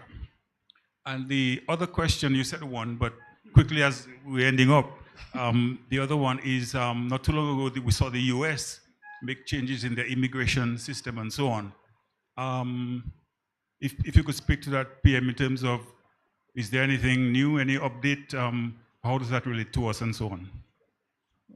Mr. John Baptist, Nature Isle News. My question is for the Minister of Health as it relates to the hospital. Over the past time, I've been hearing nurses saying, look, they've done the various programs. It takes them a long time, some of them to get their license after they've become qualified, and also for them to get an appointment from government.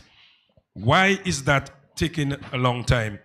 Also, some time ago, I think there was an elevator issue at the hospital, and I know some patients who had to be taken from their rooms to do different things. It was very, very difficult to get them from their room because the elevator is not working, the bedridden, etc. So what can be done to deal with that situation? Thank you. Curtis? Ask the question and we'll just respond to all of them. That's fair enough? Or you want to respond and then? No. Yeah, the Arok House of Culture has been in the news for a little while. The government announced in 2024 that the Arok House of Culture would return in terms of operation. That's 2024. We did October 2024, in time for the independence celebration. It's gone past 2025. We've not seen any signs of the operations at the Arok House of Culture. The Minister for Culture, I'm sure she's somewhere around, Greta, I'm sure she's somewhere around, may want to tell us what is the latest. Because the people in the arts, they're very concerned. They're talking about the use of the Arok House of Culture. Any updates as to when we will see operations there once again? By the way, it's 8 years now. Cassidy? I'll let the Minister of Health respond to the question and I'll wrap up my responses. Yes.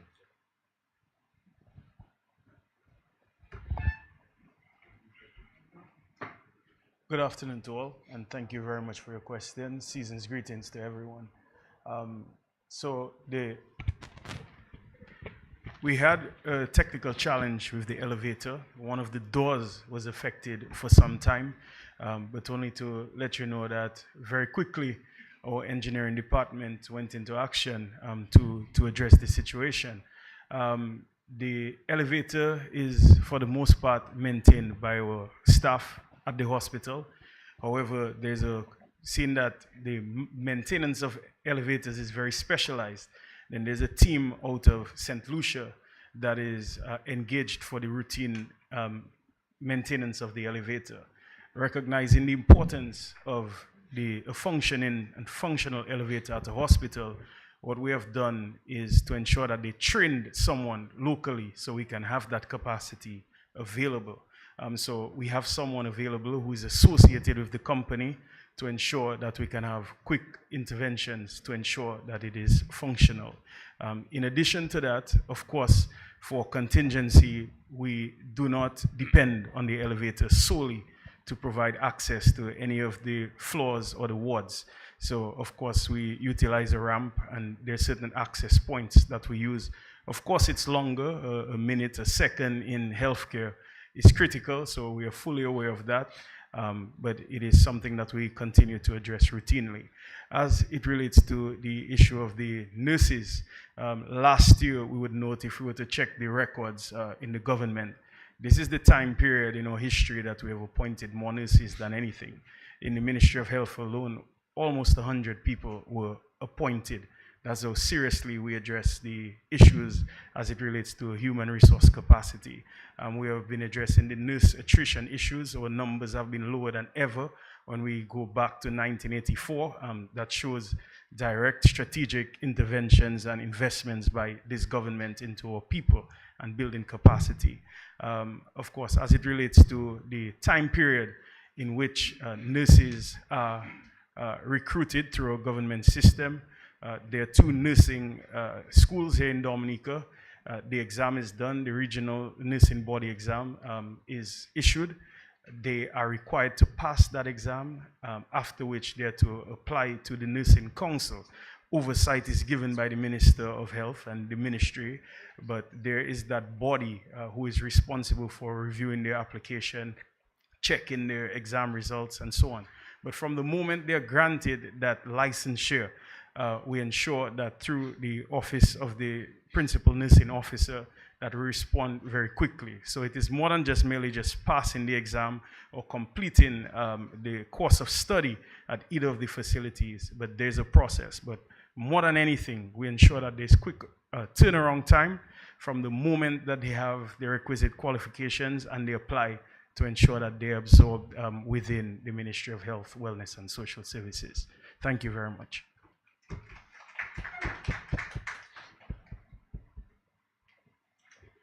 I mean, truth be told, wouldn't you like to hear from these ministers more? I mean, the responses they give to the so eloquent. They were not prepared for the questions. They stood on their feet and they answered these questions so beautifully and so masterfully. And all the people are saying, I want to hear from you more. You understand? I mean, you heard from some of them today, but you didn't hear from Roland. Yes. You didn't hear from Grant. You didn't hear from Coase there. And Dennis Charles there. The short guy from Colio, Pinard, and so on. And, you know, and you didn't hear from Dr. Williams at the back there, you know. I mean, the guy from St. Joe, Lloyd. Don't talk about the fisheries guy. I mean, the guy who talked about fisheries and blue and green economy, I mean. Yeah, that's what I'm saying. I mean, the responses, I just sat there and said, well, why you guys not talking to the people there? People, you know what I'm saying? More. So I'm sure in 2026 you'll hear more from them. But it speaks to their capacity, it speaks to the depth, it speaks to the fact of their stewardship. I think the work that has been done behind the scene need to be exemplified before the public by explaining to the public a bit more. So I thank them for their responses. The congestion alternative routes, DBS, I mean, when you came in, we upgraded, for example, the Bath Estate Goodwill Link Road to create double lane access. Before you had to reverse, or there were times in the day that you could go down, and the time of the day you couldn't go up. So we created that double lane. We did also the link road on Rose Street to the Windsor Park, a road that people said was impossible. When I said that we're going to do the road on the bridge, people said, well, what are you going to do with the road on the bridge? We had to climb over 150 steps. There's no way you could do that road and see the road as enhancing. We also did a bridge at the market. So when you're coming from Granby and you go into Portsmouth, there's really no need for you to go into Roseau. You could use that road. Or you could use the Bath Estate Road and go up Goodwill and get out of town. And we also enhanced the West Bridge. The West Bridge was a single lane, I believe, at the time. We've done it a double lane so that vehicles can get out of town. So if you go in Goodwill, you take to the right. If you go into Portsmouth, you take to the left and you get out of town. So we continue improving those access. Where you have some of the bottlenecks and so on is in Newtown, then the option is to the sea. Then you have to talk about the cost of it, and do you have the resources to do this? When you look at Maho, my intention after the hurricane was to have acquired a number of the properties along the road, along the beach in Maho. But obviously, with so many things that you have to deal with at the time, you know, where was that placed in terms of the resources that you have and the sheer task you had of rebuilding the country? And so these are some things that we have to look at going forward. And of course, we have to seek to improve the congestion at the port, especially when you have a cruise ship on point. But the reality is, at the end of the day, the reality you have is that two things. You have limitations in what you can do, especially in the urban areas, in terms of additional accesses and entry points and exit points. And that coupled with the sheer number of vehicles coming in the country every 2 weeks, every 2 weeks. And so I think we need to sit down and have some conversations as to how do we address some of those challenges. I know we had done some studies as part of the roads enhancement project for around the port area, and we had studied some alternative route that we could use so that you could bypass the entrance to the port facilities. And it's something that we're gonna have to look at, especially when we build the new cruise village. So certainly that at least this area needs to be an urgent area for consideration by the government in 2026. So at least we can look at this. The issue of the salaries that are controlled by the Constitution and require parliamentary or cabinet approval by way of amendments to the act. So the president, there's a law that deals with the president, for the president and the terms of engagement of the president. That we've done a comprehensive review of the terms of the president, and not only the emoluments but also how we as a nation treat both serving and former presidents. That you have a president who leaves office and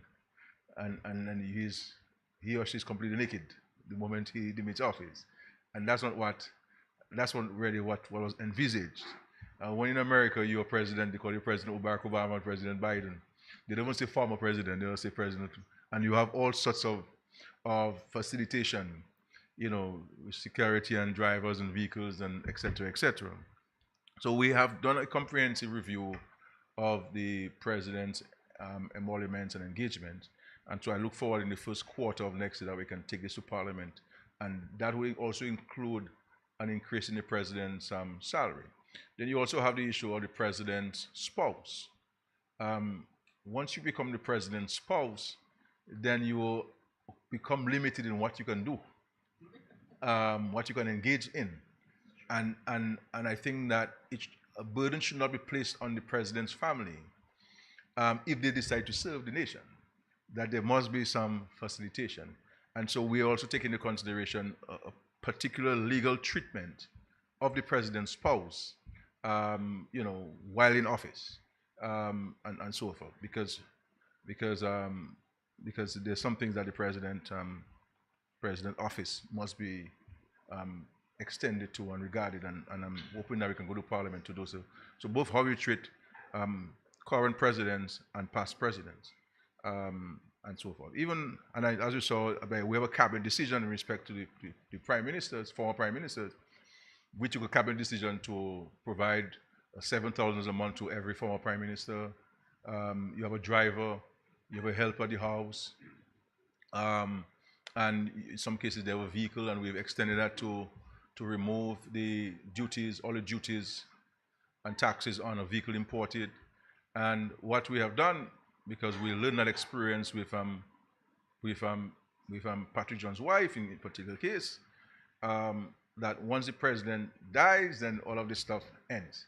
So we're now extending, for example, so if the spouse succeeds or survives the former prime minister, then he or she will get half of the $7,000 a month until death.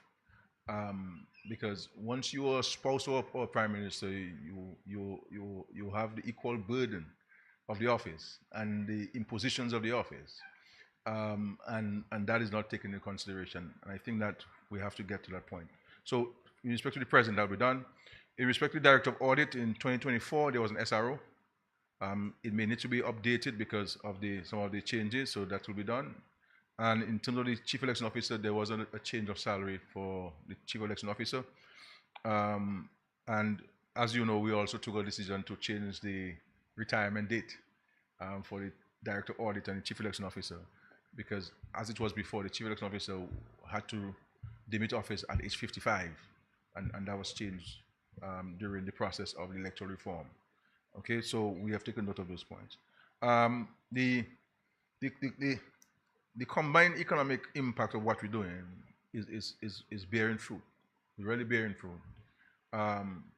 If you look at social development, access to better healthcare, access to more services, you have more doctors at the hospital and at the disposal of Dominican people paid for by the Treasury than ever before. You have more supporting staff at the hospital alone. We have over 700 staff. You know, that's a huge entity for the size of the population. You're talking about housing, access to potable water. We have 100% access to potable water in every community, and many of them are on the upgrades now.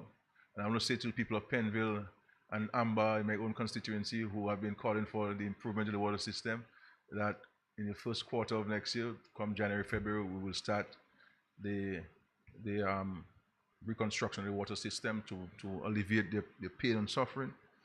And we do so a number of water systems. So in terms of access to water, access to education, not only access to education, but facilitating them to take advantage of the access, because the one thing you're going to have access, but the one thing you may not have the means of taking advantage of the access, and we provide them with that support, whether it's free tuition at state college, transportation for a number of college students, free transportation for all high school students, free books, free uniforms for students in all communities. All of those things are being done. Improve amenities at the community level, roads and etc., and farm roads, and investment in small businesses, investment in agriculture. We see the difference. Investment in tourism. You know, Mr. Morris, at some point we'll criticize, people say we're spending too much money on hotels, we've been too many hotel rooms. But we don't have enough hotel rooms now to accommodate people coming in. People say that we were wasting money night landing at the airport, but we've seen the difference, the extension of the runway, lights, and the grouping of the runway. American Airlines will have 2 flights a day next couple of days. When will they start, Dennis? Today. So 2 flights will come every day. They do not trial run because there's a demand. You understand what I'm saying? So we're saying this, we had the biggest Creole festival ever. People are coming, and these are visitors to our country, tourists to our country, who are coming because Dominica is the place to be and to experience, whether it's river tubing or all those things. When you see all those little businesses popping up, it's because people sense and know that something is happening. Nobody's going to do a business because they like small business. People do business because they like money. And if they're going to make money, they will have a business and they'll expand. You know, so people are doing one thing now, they don't do another thing because they're feeling the vibe, they're experiencing the vibe. And so they want to now be part of it and so forth. You know, I met a youngster today, he's a barber, and he's saying, look, I want to go into taxi service, you know, to do this thing. So people, they are making, I mean, when you look at the number of small business now compared to 10 or 15 years ago, they're dramatic.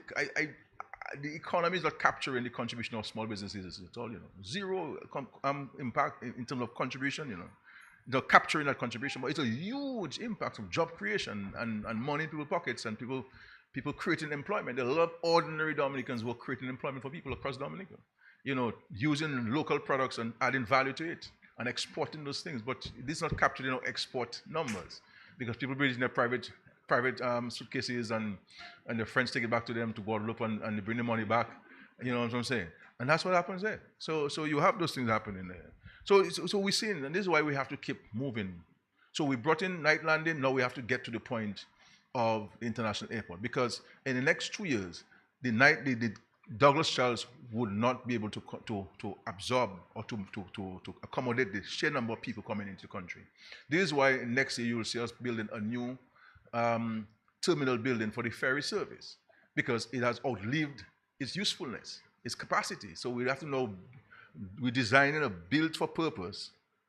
design and build for purpose terminal building that could stand the test of the current times and the future times. So there are a number of things that we're looking to do, that we must continue to do. This is why we continue to invest heavily in agriculture.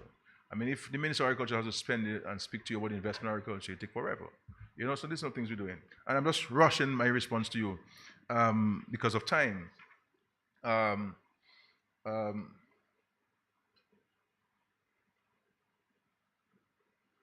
Yeah.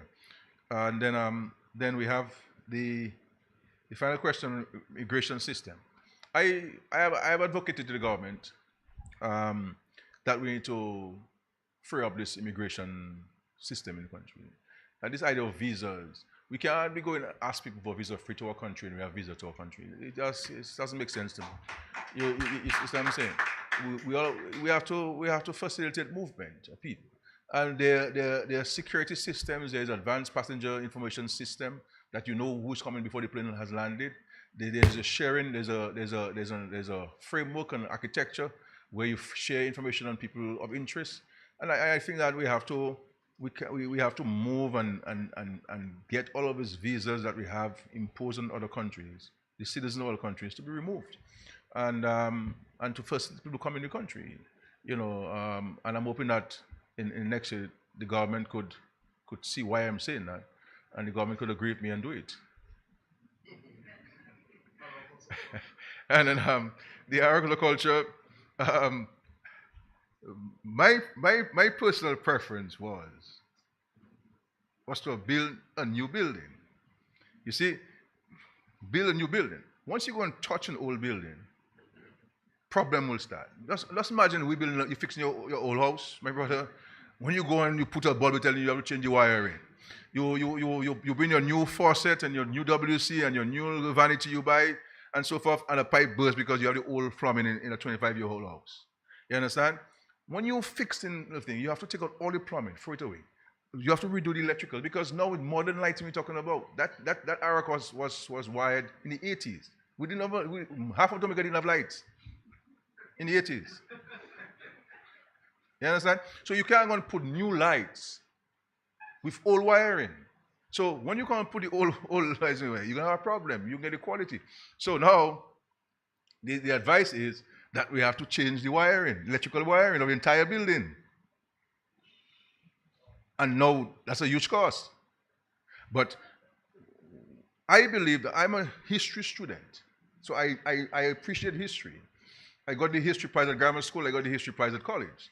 So I know history, and I appreciate history. And I appreciate architecture. I appreciate history and the whole maintaining history. But sometimes we have to incorporate new things and new thinking while we keep some of the old things. But we can't want to keep everything old in Dominica from a historical perspective.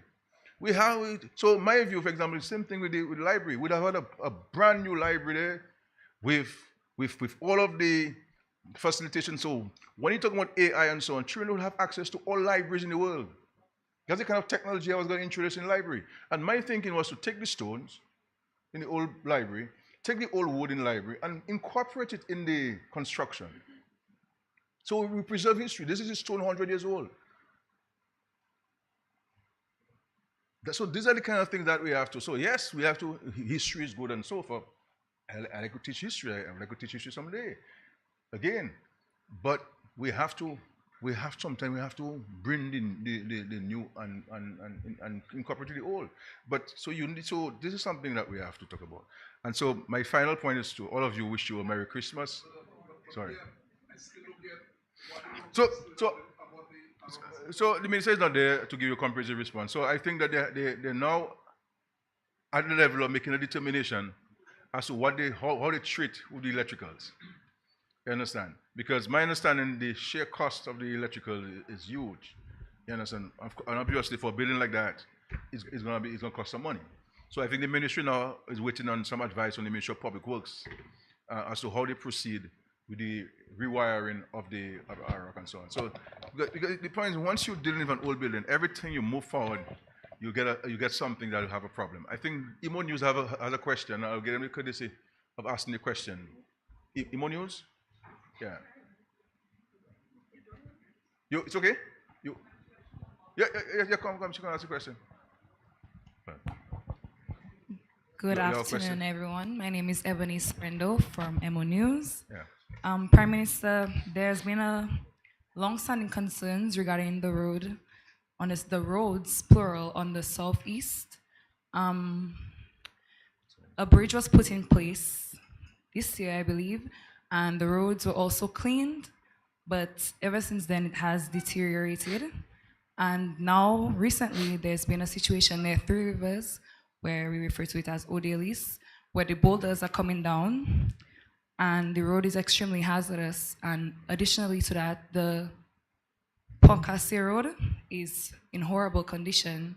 So, given the risk, especially if one of the boulders were to cause further damage to the road, what steps is the government taking to address both the immediate safety concerns and the long-term development of infrastructure in the Southeast? So, Grant? All right. The regards to daily spirit savan, as you know, to take you to Pidissaban, we built 2 bridges. One in Bakatel, that cost over $2.7 million. And we've also put in a Bailey Bridge in Pidissaban. Those of us know Pidissaban, that is in the vicinity of the home of the former chief of police, Mr. Darrow's mother, right in that area there. So we built a bridge there. And we've also worked with the local residents in Pidissaban to improve a couple areas where there are water crossings, and they did a pretty good job in building a bridge with their own labor, by we providing them with support that they required way of materials. And the number of improvements that we've done in terms of patching the roads along from Bakatel to Pidissaban. The only thing that needed to be done, I believe, that is the approach to the Bailey Bridge, to have it concreted, and also to do some road maintenance, because there are a number of potholes from that bridge in Pidissaban to Dalis. So that's what I'm doing. But I drove on that road. We drove on that road some time ago, so people can drive on the road. So there's thoroughfare. Obviously, one has to be careful if you're driving on there. I know there was vegetation, and we moved the local teams across there to manage the vegetation. But in Dominica, high rainfall, in a twinkle of an eye, vegetation will go. So I think that the residents on both communities need to engage themselves on a vegetation management system.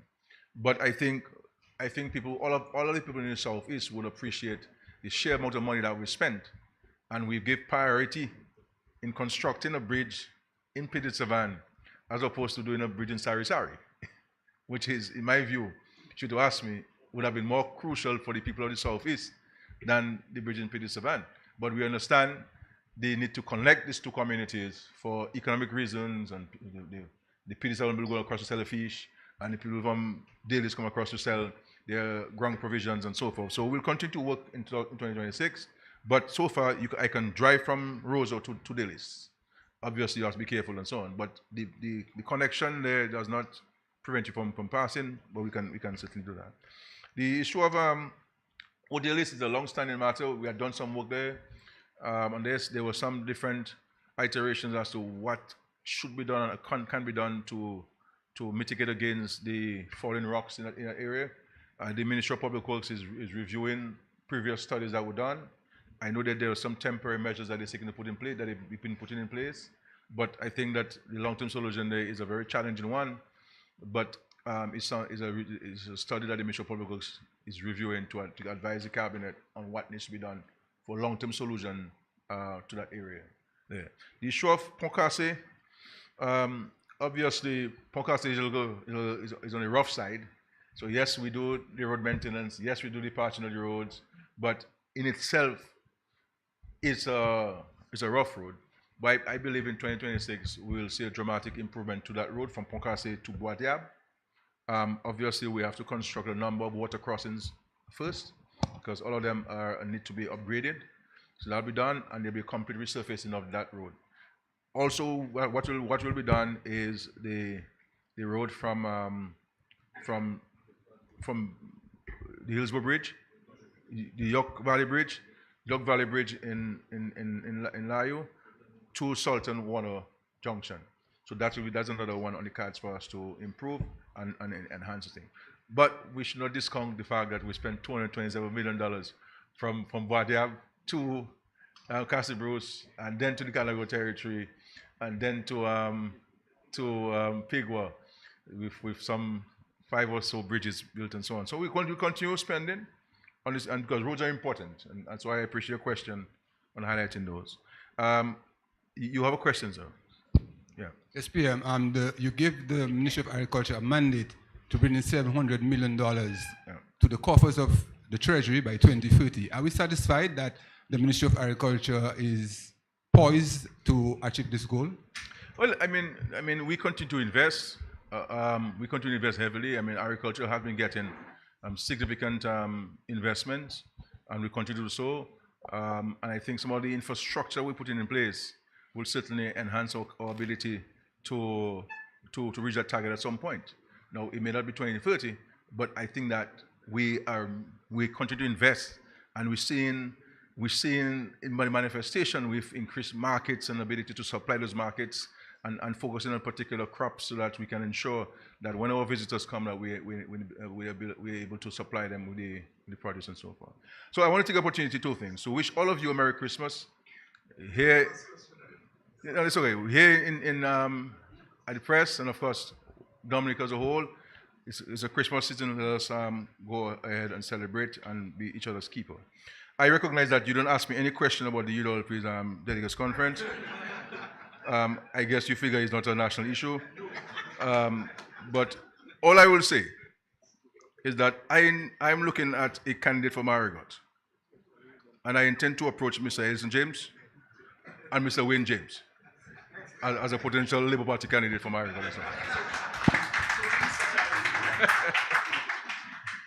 Thank you, Prime Minister. It has been a great engagement. I thank the members of the media for your support today and throughout the year. We look forward to engaging with you in the new year, and I'm looking at the government ministers. You will be hearing more from them moving ahead into 2026. Merry Christmas, everybody.